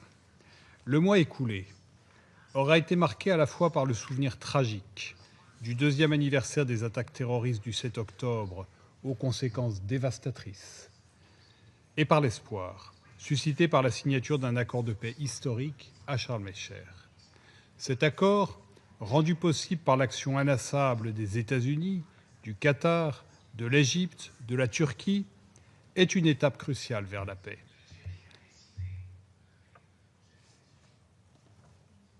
Il ouvre une perspective, un cessez-le-feu permanent, la libération de tous les otages et un accès humanitaire immédiat et sans entrave. Il crée les conditions de la paix et de la mise en œuvre de la solution à 2 États. Les 2 parties doivent saisir cette chance historique. La France les appelle à mettre pleinement en œuvre les engagements pris avec 2 urgences. Le Hamas doit restituer sans délai les dépouilles des otages israéliens à Gaza et cesser ses actions armées, à commencer par les exécutions sommaires que la France a vigoureusement dénoncées. Israël doit permettre l'entrée massive de l'aide humanitaire par le biais des Nations Unies et des ONG internationales. La France appelle Israël à se conformer à ses obligations, telles que rappelées par la Cour internationale de justice dans son avis consultatif du 22 octobre. Monsieur le Président, pour transformer le cessez-le-feu en une paix durable, il faut à notre Conseil prendre ses responsabilités. Nos efforts doivent viser la mise en œuvre de la 2e phase du plan américain et de la déclaration de New York, massivement endossée par l'Assemblée générale. 5 priorités guideront notre action. Premièrement, la sécurité et l'ordre public. À travers le déploiement à Gaza d'une force internationale de stabilisation mandatée par le Conseil de sécurité à l'invitation de l'autorité palestinienne avec un soutien régional et international appuyé. Des forces régulières de sécurité et de police palestiniennes seront formées et appuyées et le Hamas désarmé. Deuxièmement, l'aide humanitaire et la reconstruction. L'accès de l'aide humanitaire doit se faire par tous les points de passage, sous la coordination des Nations Unies, de leurs agences, du CICR et des ONG, et dans le plein respect du droit international humanitaire. La France rappelle le rôle indispensable de l'UNRWA. Elle soutient les efforts de mobilisation de l'Égypte pour la reconstruction. Troisièmement, une gouvernance renouvelée pour Gaza. Notre boussole, c'est le droit du peuple palestinien à l'autodétermination et à un État de Palestine qui englobe Gaza et la Cisjordanie. L'autorité palestinienne réformée en assumera la responsabilité et le Hamas ne pourra y jouer aucun rôle. Quatrièmement, le lien entre la Cisjordanie et Gaza. La France est préoccupée par l'accélération de la colonisation, la violence des colons et les menaces d'annexion partielle ou totale de la Cisjordanie, y compris l'approbation préliminaire de projets de loi à la Knesset dans ce sens. La France rejette tout projet d'annexion, violation flagrante du droit international, grave menace à la solution à deux États. Cinquièmement, l'intensification de nos efforts pour stabiliser la région dans son ensemble. Au Liban, les autorités ont pris des décisions historiques courageuses pour assurer le monopole de l'État sur les armes.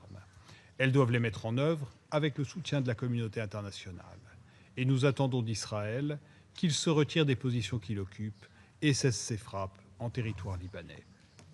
La réinsertion de la Syrie dans son environnement régional contribuera à la stabilité du Proche-Orient. La France salue le rapprochement avec le Liban, nouveau chapitre fondé sur le respect mutuel. Nous appelons là encore Israël à cesser ses incursions sur le sol syrien et à se retirer de la zone occupée. Monsieur le Président, il appartient au Conseil de sécurité de se saisir de ce moment historique, comme l'y appelle la Charte, pour en faire le point de départ d'un avenir différent pour le peuple de la région, un avenir de paix, de sécurité, de progrès humain pour tous. Je vous remercie. Я благодарю представителя Франции за его выступление. Прежде чем продолжить наше заседание, я хочу напомнить всем ораторам о необходимости ограничивать продолжительность своих выступлений 3 минутами с тем, чтобы Совет мог оперативно завершить свою работу. И сейчас я предоставляю слово его превосходительству господину Коле Секу, председателю Комитета по осуществлению неотъемлемых прав палестинского народа. Je vous remercie, Monsieur le Président. Je vous félicite et remercie M. Alakbarov pour son exposé. Nous sommes à un moment charnière. Après 2 années de souffrance humaine immense, le bombardement et de famine à Gaza, le monde a salué le sommet pour la paix de Gaza à Sharm el-Sheikh. Ce sommet a marqué le début d'un processus de guérison, de relèvement et de reconstruction pour le peuple palestinien. Le comité salue les efforts de l'Égypte, du Qatar, la Turquie et des États-Unis d'Amérique pour avoir facilité cet accord. Cependant, depuis la signature du cessez-le-feu, 97 Palestiniens ont été tués et 230 blessés à Gaza. Bien que des convois humanitaires soient rentrés, les restrictions à l'aide demeurent sévères. Le comité réitère son appel à un accès humanitaire rapide, sûr et sans entrave, avec un rôle central pour l'UNRWA et la restauration des services essentiels tels que la santé, l'eau, l'assainissement et l'éducation. Le comité appelle Israël à respecter pleinement ses obligations juridiques au titre du droit international, humanitaire et de la Convention sur les privilèges et immunités diplomatiques des Nations Unies. Il souligne l'importance de l'avis consultatif rendu le 22 octobre 2025 par la Cour internationale de justice, qui doit être respecté scrupuleusement. La souffrance du peuple palestinien doit cesser immédiatement. Les deux peuples doivent pouvoir regarder vers l'avenir avec espoir et sécurité. Le cessez-le-feu doit être permanent et irréversible et le blocus de Gaza levé définitivement. Le comité appelle les États membres à soutenir la pleine mise en œuvre du cessez-le-feu, à assurer la reddition des comptes et à créer les conditions du relèvement et de la reconstruction. Le Conseil de sécurité a un rôle central à jouer, notamment dans le déploiement d'une mission de paix chargée de protéger les civils, de garantir le cessez-le-feu, de faciliter le retrait de l'armée israélienne et l'accès humanitaire. Pendant ce temps, la violence s'aggrave en Cisjordanie et à Jérusalem-Est et la colonisation se poursuit. L'occupation du territoire palestinien doit cesser maintenant. La date limite de septembre 2025, demandée par la CIJ et fixée par la résolution ES 1024 de l'Assemblée générale, est dépassée. Nous espérons que le cessez-le-feu apportera une paix durable dans toute la Palestine occupée, y compris la Cisjordanie. La communauté internationale s'est exprimée à la conférence internationale pour le règlement de la question de Palestine, co-présidée par la France et l'Arabie saoudite. La déclaration de New York issue de cette conférence constitue une feuille de route pour préserver la solution des deux États et garantir la continuité du territoire de l'État de Palestine. Aujourd'hui, 159 pays reconnaissent l'État de Palestine, confirmant un large consensus international. Le comité va persévérer dans son soutien au peuple palestinien pour la réalisation de son droit inaliénable à l'autodétermination et à la création d'un État souverain et indépendant avec Jérusalem-Est pour capitale. Les conditions doivent être réunies pour qu'Israéliens et Palestiniens vivent côte à côte dans la paix, la sécurité et la prospérité. Nous devons commencer à reconstruire ce qui a été perdu pour les générations futures et pour tout le Moyen-Orient. Il est temps de regarder vers un nouvel avenir pour le peuple palestinien, mais aussi de reconnaître la tâche morale que ces 2 années ont laissée sur notre conscience collective et de dire haut et fort, plus jamais ça. Je vous remercie, Monsieur le Président. Я благодарю господина Сека за его выступление. Сейчас предоставляю слово представителю Казахстана. Thank you, Mr. President. I wish to commend the Russian Federation for its leadership of the Council during this critical month. I also thank Mr. Ramiz Alakbarov for his valuable briefing. For the first time in 2 years, we see genuine hope for peace in Gaza and the wider region. Kazakhstan joins the international community in welcoming this historic agreement that has secured the release of all hostages and holds the promise of a lasting ceasefire based on the peace proposal of President Donald Trump. This breakthrough was made possible by the much appreciated tireless mediation and coordinated diplomacy of the United States, Egypt, Qatar, and Turkey. Kazakhstan welcomes the constructive outcome of the last week's high-level summit in Sharm el-Sheikh with its collective commitment to fully implement the ceasefire agreement through comprehensive political negotiations, resulting in a sustainable solution in the Middle East. President Kassym-Jomart Tokayev of Kazakhstan has expressed its strong support for this plan towards a permanent ceasefire and a credible political process, paving the way for lasting peace, stability, and dignity for both Palestinians and Israelis. We also welcome the successful conclusion of the high-level conference on the two-state solution and the adoption of New York Declaration under the able leadership of France and Saudi Arabia. Kazakhstan supports diplomatic initiatives aimed at regional reconciliation in the Middle East, including the Arab Peace Initiative, the Abraham Accords, and others. We reaffirm the vision of two independent and sovereign states, Israel and Palestine, living side by side in peace and security within the pre-1967 borders and with East Jerusalem as the capital of the state of Palestine. Mr. President, we acknowledge the vital contribution of the United Nations under the leadership of the Secretary General in facilitating the implementation of the agreement and supporting the recovery and reconstruction of Gaza. We support the statement of Secretary General on ICJ's advisory opinion. The humanitarian situation in Gaza remains grave, and sustained efforts are needed to ensure unimpeded access to aid and other services. Kazakhstan underscores the indispensable role of the United Nations and its agencies, particularly UNRWA and OCHA, in supporting the Palestinian people and rebuilding communities shattered by war. We also believe that peace in Gaza must become a catalyst for human security and broader regional stability in the context of other protracted crises in Iraq, Lebanon, Syria, and Yemen. Finally, Kazakhstan reaffirms its readiness to continue constructively to achieve a comprehensive, just, and lasting peace in the Middle East in full accordance with the UN Charter. I thank you.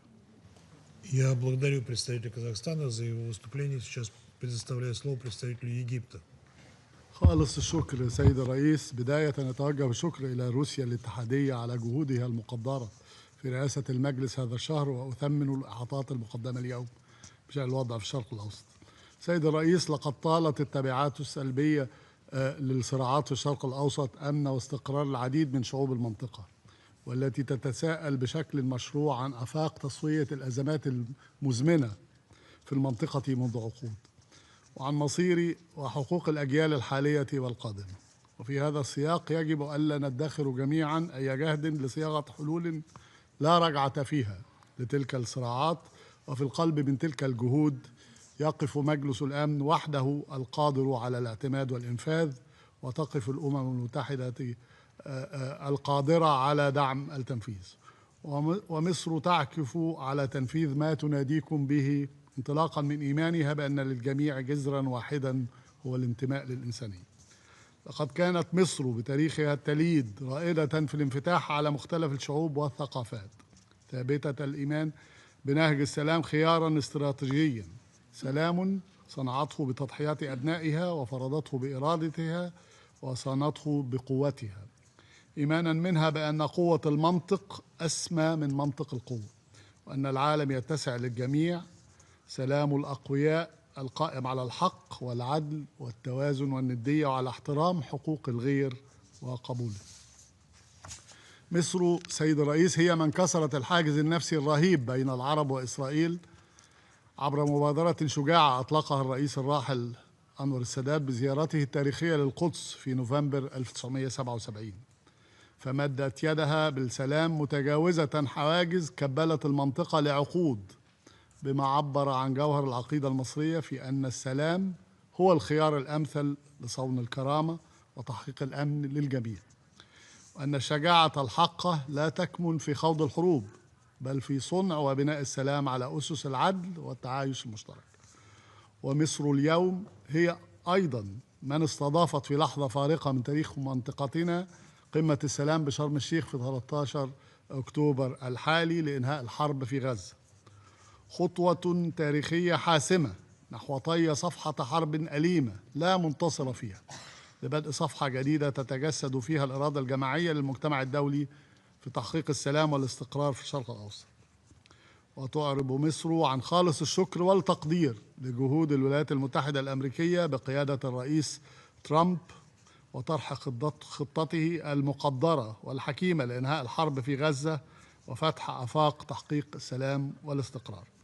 كما تشكر مصر كل الأطراف التي شاركت في قمة شرم الشيخ، وتشيد بالجهود المضنية للأشقاء في دولة قطر والجمهورية التركية بما أسهم في التوصل لاتفاق إنهاء الحرب. وتؤكد مصر عزمها مواصلة جهودها المكثفة في دعم تنفيذ اتفاق إنهاء الحرب، وتحذر من التبعات بالغة الخطورة ومغبة عدم الالتزام الحرفي بما تم التوصل إليه في قمة شرم الشيخ. تدعو جميع الأطراف إلى الوفاء بتعهداتهم المتعلقة بترتيبات وقف إطلاق النار ونفاذ المساعدات الإنسانية بدون عوائق وبالكميات التي تلبي احتياجات أشقائنا الفلسطينيين، وتكثيف الجهود على صعيد بدء جهود التعافي المبكر وإعادة إعمار قطاع غزة. وستقوم مصر باستضافة المؤتمر الدولي للتعافي المبكر وإعادة الإعمار والتنمية في غزة في شهر نوفمبر المقبل بالتنسيق مع الأمم المتحدة والشركاء الإقليميين والدوليين بهدف حشد الدعم اللازم لتمويل عملية إعادة الإعمار وتوفير مقومات الحياة الكريمة لأشقائنا الفلسطينيين.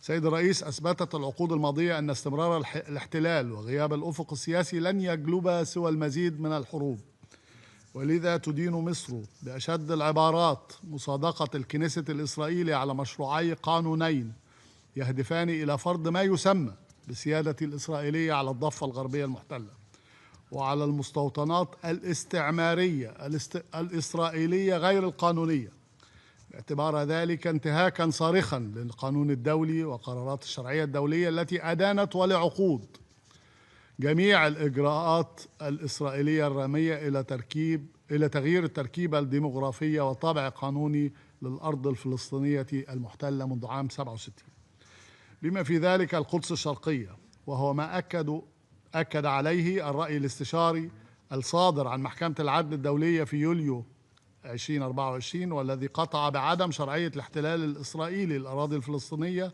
وبطلان كافة الممارسات الإسرائيلية بما في ذلك بناء المستوطنات وضم الأراضي في الضفة الغربية المحتلة، وطالب إسرائيل بإنهاء وجودها غير القانوني في كافة الأراضي الفلسطينية.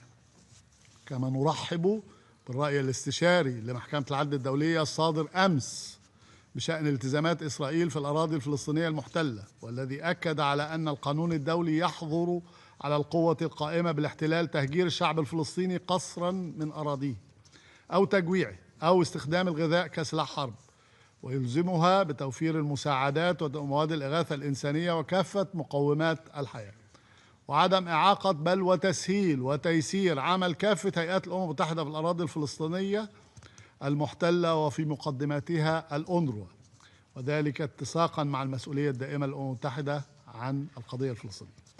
تؤكد مصر مجددا حتمية منح الشعب الفلسطيني الشقيق كافة حقوقه غير القابلة للتصرف، وفي مقدمتها حق تقرير المصير وتجسيد دولته المستقلة على خطوط 4 يونيو لعام 1967 وعاصمتها القدس الشرقية استنادا إلى المرجعيات الدولية ذات الصلة. كما تشيد مصر بالمخرجات الإيجابية لمؤتمر نيويورك بشأن حل الدولتين برئاسة مقدرة من السعودية وفرنسا، وتعرب عن تقديرها للزخم الدولي المتنامي الداعم للاعتراف بدولة فلسطين لتعيش في أمن وسلام جنبا إلى جنب مع إسرائيل على نحو يحقق أمن الشعبين ويوفر واقعا جديدا لشعوب المنطقة يمكن قبوله والتعايش معه. سيد الرئيس، تحقيق السلام في عموم المنطقة يقتضي انسحاب إسرائيل من جميع الأراضي العربية المحتلة بما في ذلك الجولان السوري المحتل، وتنفيذ قرارات مجلس الأمن ذات الصلة، وتدين مصر التغولات والاعتداءات الإسرائيلية المتكررة على الأراضي السورية، وكذلك الانتهاكات اليومية لإعلان وقف الأعمال العدائية في لبنان وما يصاحبه من خروقات جوية وبرية متكررة واحتلال لمواقع حدودية وإنشاء مناطق عاذلة داخل الأراضي اللبنانية، ويمثل خرقا واضحا للقرار 1701 وانتهاكا لسيادة لبنان ووحدة أراضيه. وتؤكد مصر تضامنها مع سوريا ولبنان في حقهما المشروع في حماية سيادتهما وأمنهما واستقلالهم. في الختام أعيد التأكيد على دعم وتطلع مصر إلى التنفيذ الكامل لاتفاق شرم الشيخ، وأقتبس من كلمات الرئيس ترامب أمام قمة شرم الشيخ وفي الكنيست: إن هذا ليس مجرد نهاية حرب، بل بداية عصر جديد من الإيمان والأمل، فمعا أظهرنا أن السلام ليس مجرد أمل نحلم به، بل هو واقع، وهذا هو اليوم الذي عمل وكافح وتطلع وصلى من أجله الناس في أنحاء العالم. كما أود أن أقتبس من بيان الرئيس عبد الفتاح السيسي أمام قمة شرم الشيخ: إن السلام لا تصنعه الحكومات وحدها، بل تبنيه الشعوب، حين تتيقن أن خصوم الأمس يمكن أن يصبحوا شركاء الغد، وأننا نستشرف مستقبلا مشرقا لمنطقتنا تبنى مدنه بالأمل بدل من أن تدفن ذكريات أصحابها تحت الأنقاض. أمامنا فرصة تاريخية فريدة وقد تكون الأخيرة للوصول إلى شرق أوسط خال من كل ما يهدد استقراره وتقدمه، شرق أوسط تنعم فيه جميع الشعوب بالسلام والعيش الكريم ضمن حدود آمنة وحقوق مصانة. وانطلاقا من تلك الرؤية الحكيمة لقادتنا وبدعم وإسهام من المجتمع الدولي بأسره، سيد الرئيس، يتحقق السلام وتنعم كل شعوب المنطقة بالأمن والاستقرار. آسف للإطالة وخالص الشكر سيد الرئيس. Я благодарю представителя Египта за его выступление и хочу еще раз напомнить всем ораторам о необходимости ограничивать продолжительность своих выступлений 3 минутами. Настоятельно прошу их это делать. Я не хочу применять прерогативу председательства и прерывать вас. Сейчас я предоставляю слово представителю Индонезии. Thank you, Mr. President. I would like to thank Russia for convening this meeting and the briefers for their valuable insights. Indonesia welcomes the recent ceasefire agreement in Gaza as a ray of hope after unimaginable loss. Yet, this is only a first step of a long road ahead. And the compass is clear: the realization of the two-state solution and the inalienable rights of the Palestinian people. Mr. President, tens of thousands of Palestinians are streaming back into northern Gaza, but they return to an unrecognizable land. 92% of residential buildings in Gaza have been destroyed, 125 hospitals and clinics are now in ruin, and over 86% of cropland was damaged. The task of this council is therefore a profound one: ensuring that the ceasefire is fully observed, allowing the rebuilding of Gaza and restoring the dignity of all civilians, that all parties fully implement the peace agreement with the ultimate objective of lasting peace in Palestine based on the two-state solution.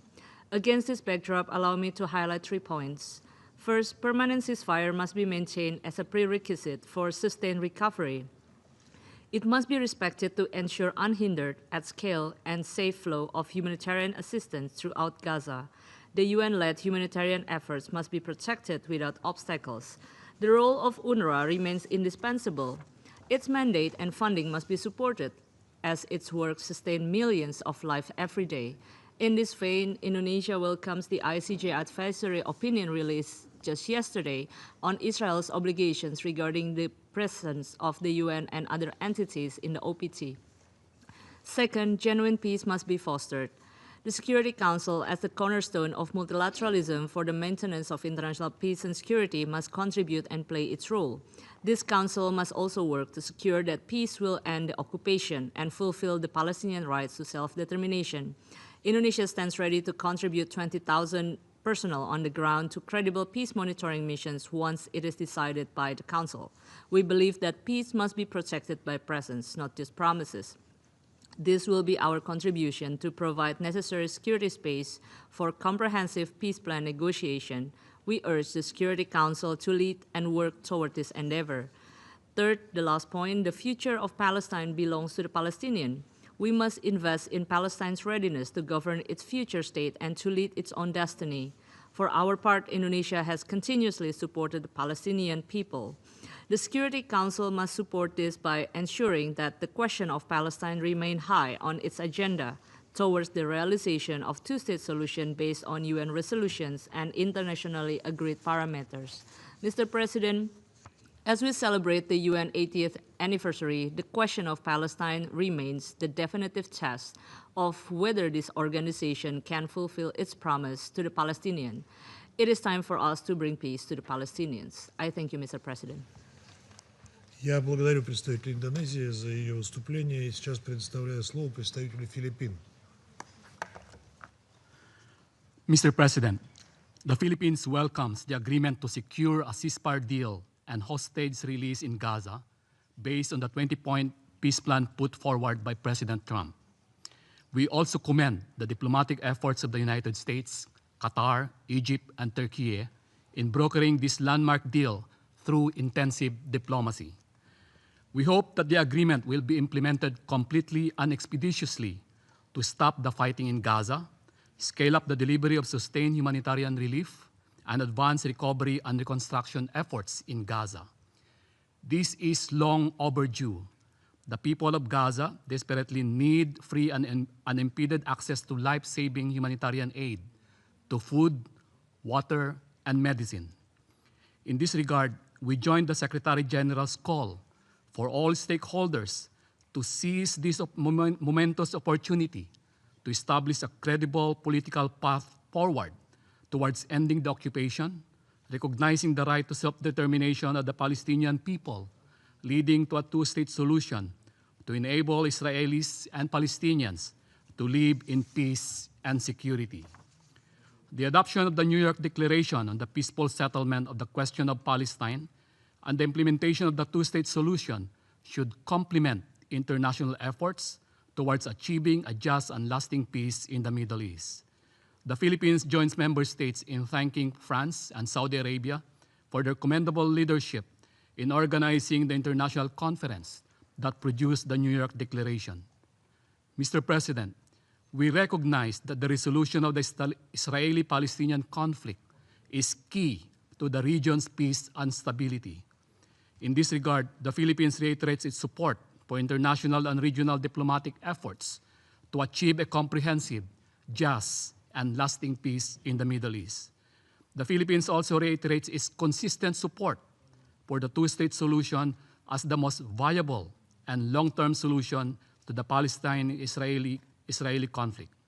Lasting peace can only be achieved when Palestinians and Israelis can live side by side in their own sovereign, independent states, in dignity, harmony, and prosperity, where their rights, aspirations, and security are fully respected and upheld. Dialogue and negotiations based on trust and mutual understanding between Palestine and Israel are vital. We therefore support steps that would expand the space for meaningful dialogues and negotiations and resolve the conflict by peaceful means and in accordance with international law. Beyond Gaza, the wider Middle East continues to grapple with overlapping crises that threaten regional stability, from tensions in the Gulf to the humanitarian situation in Yemen. The Philippines calls on all parties to exercise restraint and engage in constructive dialogue to prevent further escalation. We continue to support diplomatic efforts that promote de-escalation, regional cooperation, and respect for international law. As a trusted partner, innovative pathfinder, and committed peacemaker, the Philippines is ready to play an active role in supporting all efforts among concerned parties and the United Nations to end conflicts and maintain international peace and security. Thank you, Mr. President. Я благодарю представителя Филиппин за его выступление. Сейчас предоставляю слово представителю Иордании.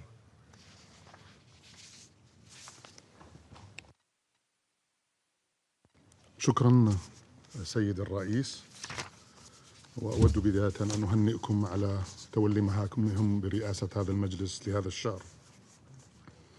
السيد الرئيس، تنعقد هذه الجلسة الهامة في مرحلة مفصلية تشهدها الأوضاع في الأراضي الفلسطينية المحتلة، وذلك في أعقاب التوصل للاتفاق الذي يقضي بإنهاء الحرب الإسرائيلية الوحشية التي استمرت لأكثر من عامين على غزة، والتي قتلت خلالها إسرائيل ما يزيد عن 68 ألف فلسطيني، ودمرت كل مقومات الحياة، ومنعت دخول المساعدات الإنسانية، واستهدفت بطريقة ممنهجة الصحفيين والعمال الإنسانيين والموظفين الأمميين.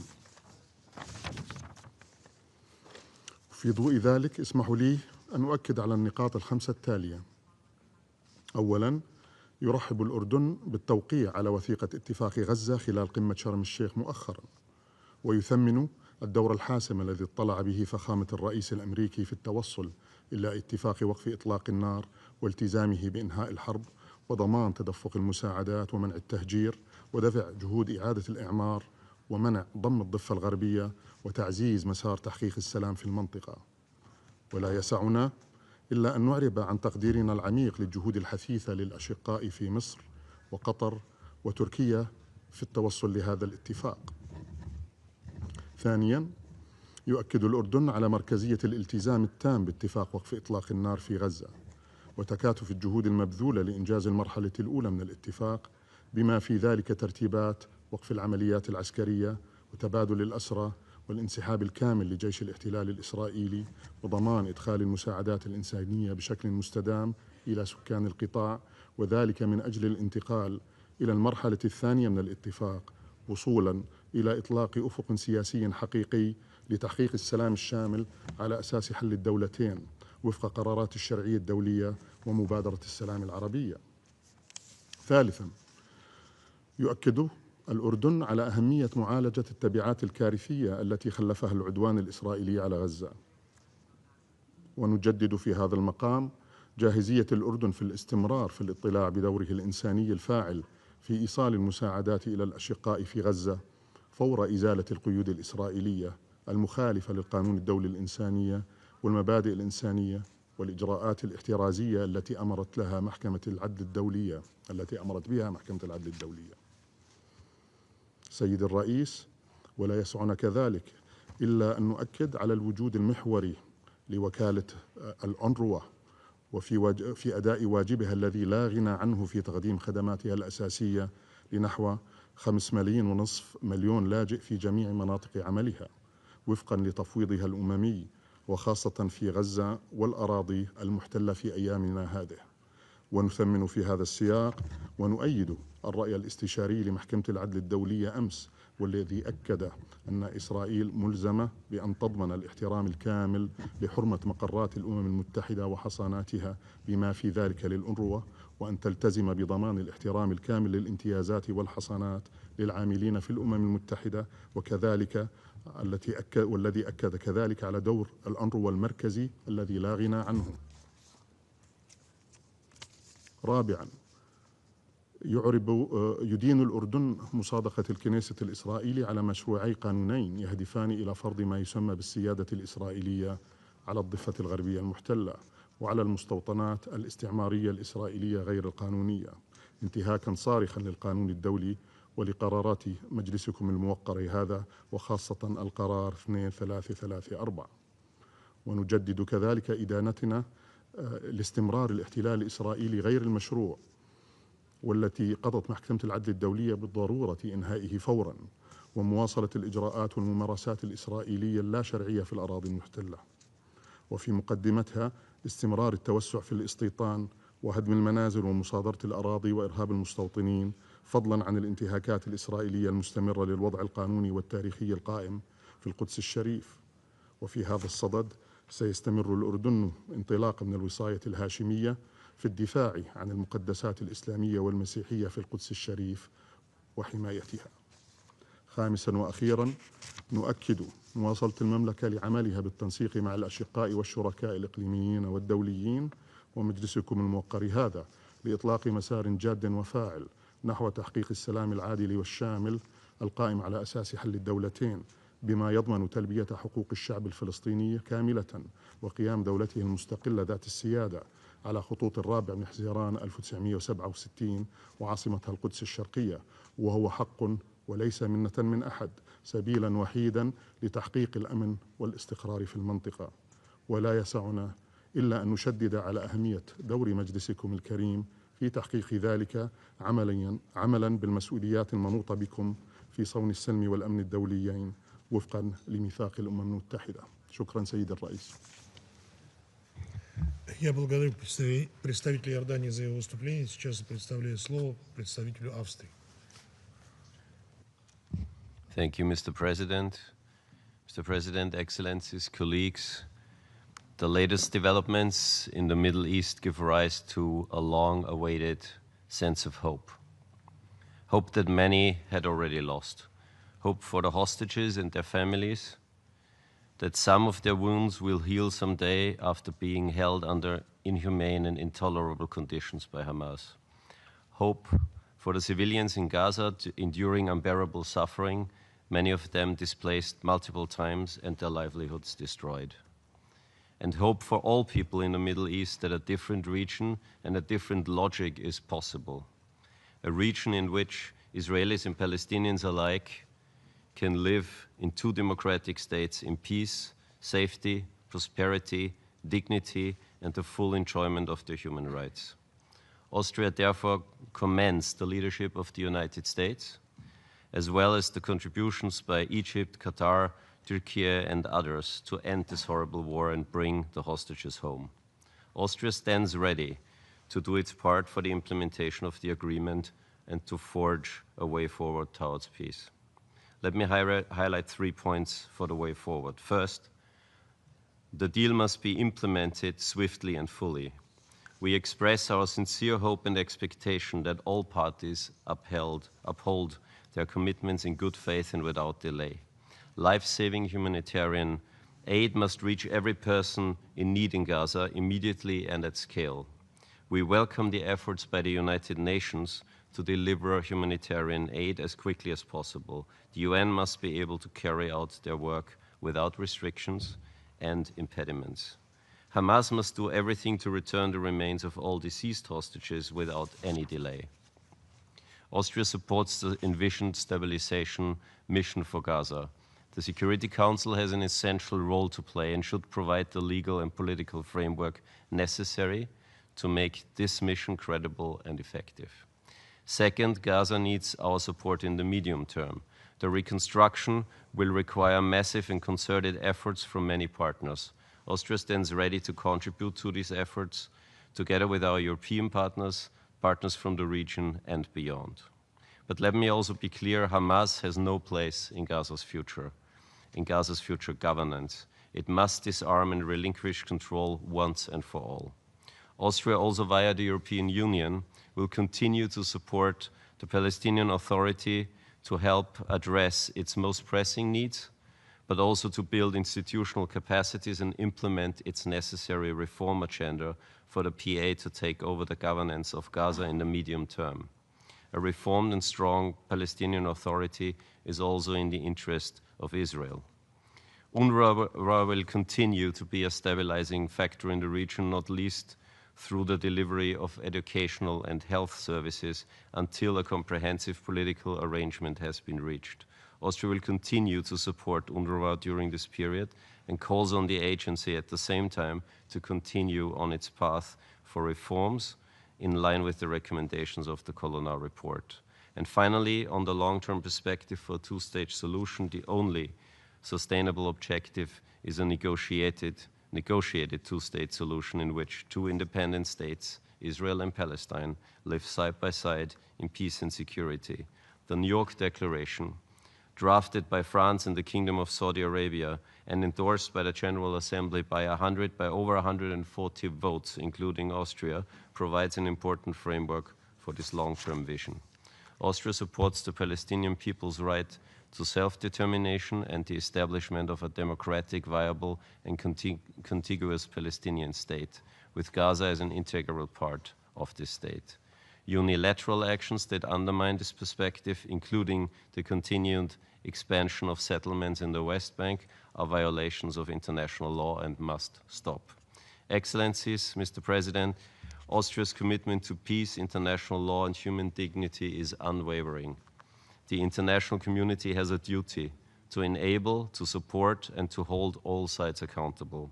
You can count on Austria to continue standing on the side of peace, justice, and humanity. I thank you. Я благодарю представителя Австрии за его выступление. Сейчас предоставляю слово представителю Исламской Республики Иран.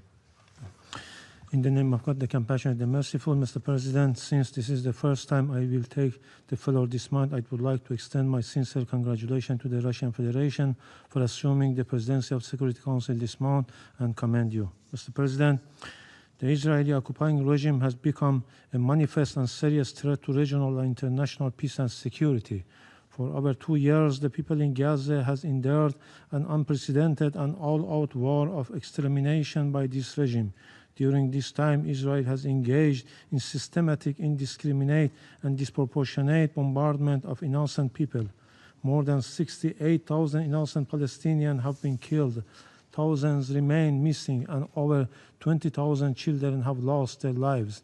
The entire infrastructure have been obliterated. Hospitals, schools, and water systems have been reduced to rubble. In fact, Gaza has been transformed into a landscape of devastation, a living testament of unbridled impunity. With the end of military operation in Gaza, the world is only beginning to grasp the full extent of the devastation left behind. Mr. President, Israeli aggression and criminal acts are not confined to Gaza. Islamic Republic of Iran has also been a direct target of Israeli aggression. Between 13 to 24 June, Israel launched unprovoked and large-scale attack against residential area, hospitals, and peaceful nuclear facilities under full IAEA safeguards.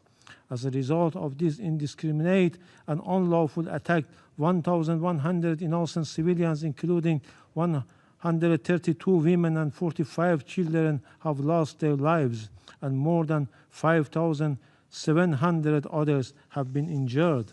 Mr. President, the Islamic Republic of Iran supports every credible initiative aimed at ending the genocide in Gaza, ensuring the complete withdrawal of the occupying forces, establishing a permanent ceasefire, facilitating the unhindered delivery of humanitarian aid, and restoring the inalienable and fundamental right of the Palestinian people. The ending war against people in Gaza, however vital, does not absolve member states and competent international bodies of their shared legal, moral, and humanitarian obligation to ensure justice and accountability. The perpetrators and masterminds of war crimes, genocide, and crimes against humanity must be prosecuted, and the decades-long culture of impunity surrounding the Israeli regime must finally end. In conclusion, Mr. President, I categorically reject the unfounded allegation made by the United States representative. Iran's foreign policy is firmly rooted in the UN Charter and international law, respecting sovereignty, territorial integrity, non-interference, and good neighborliness. It is, in fact, the unlawful military presence and destabilizing action of the United States that have fueled the conflict and instability in our region. Iran has consistently shown its readiness for fair, genuine dialogue. Furthermore, the false narrative of Iranian proxies is a deliberate distraction from the true source of regional instability, the United States, and its unconditional support for its proxy in the region, the Israeli regime, enabling its ongoing aggression, atrocities, and occupation. By repeatedly obstructing the Security Council Charter mandate, Washington has rendered itself complicit in these crimes and bears direct legal and moral responsibility for their continuation. I thank you.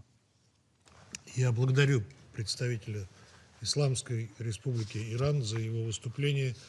В моем списке остается еще ряд ораторов, записавшихся для выступлений на этом заседании.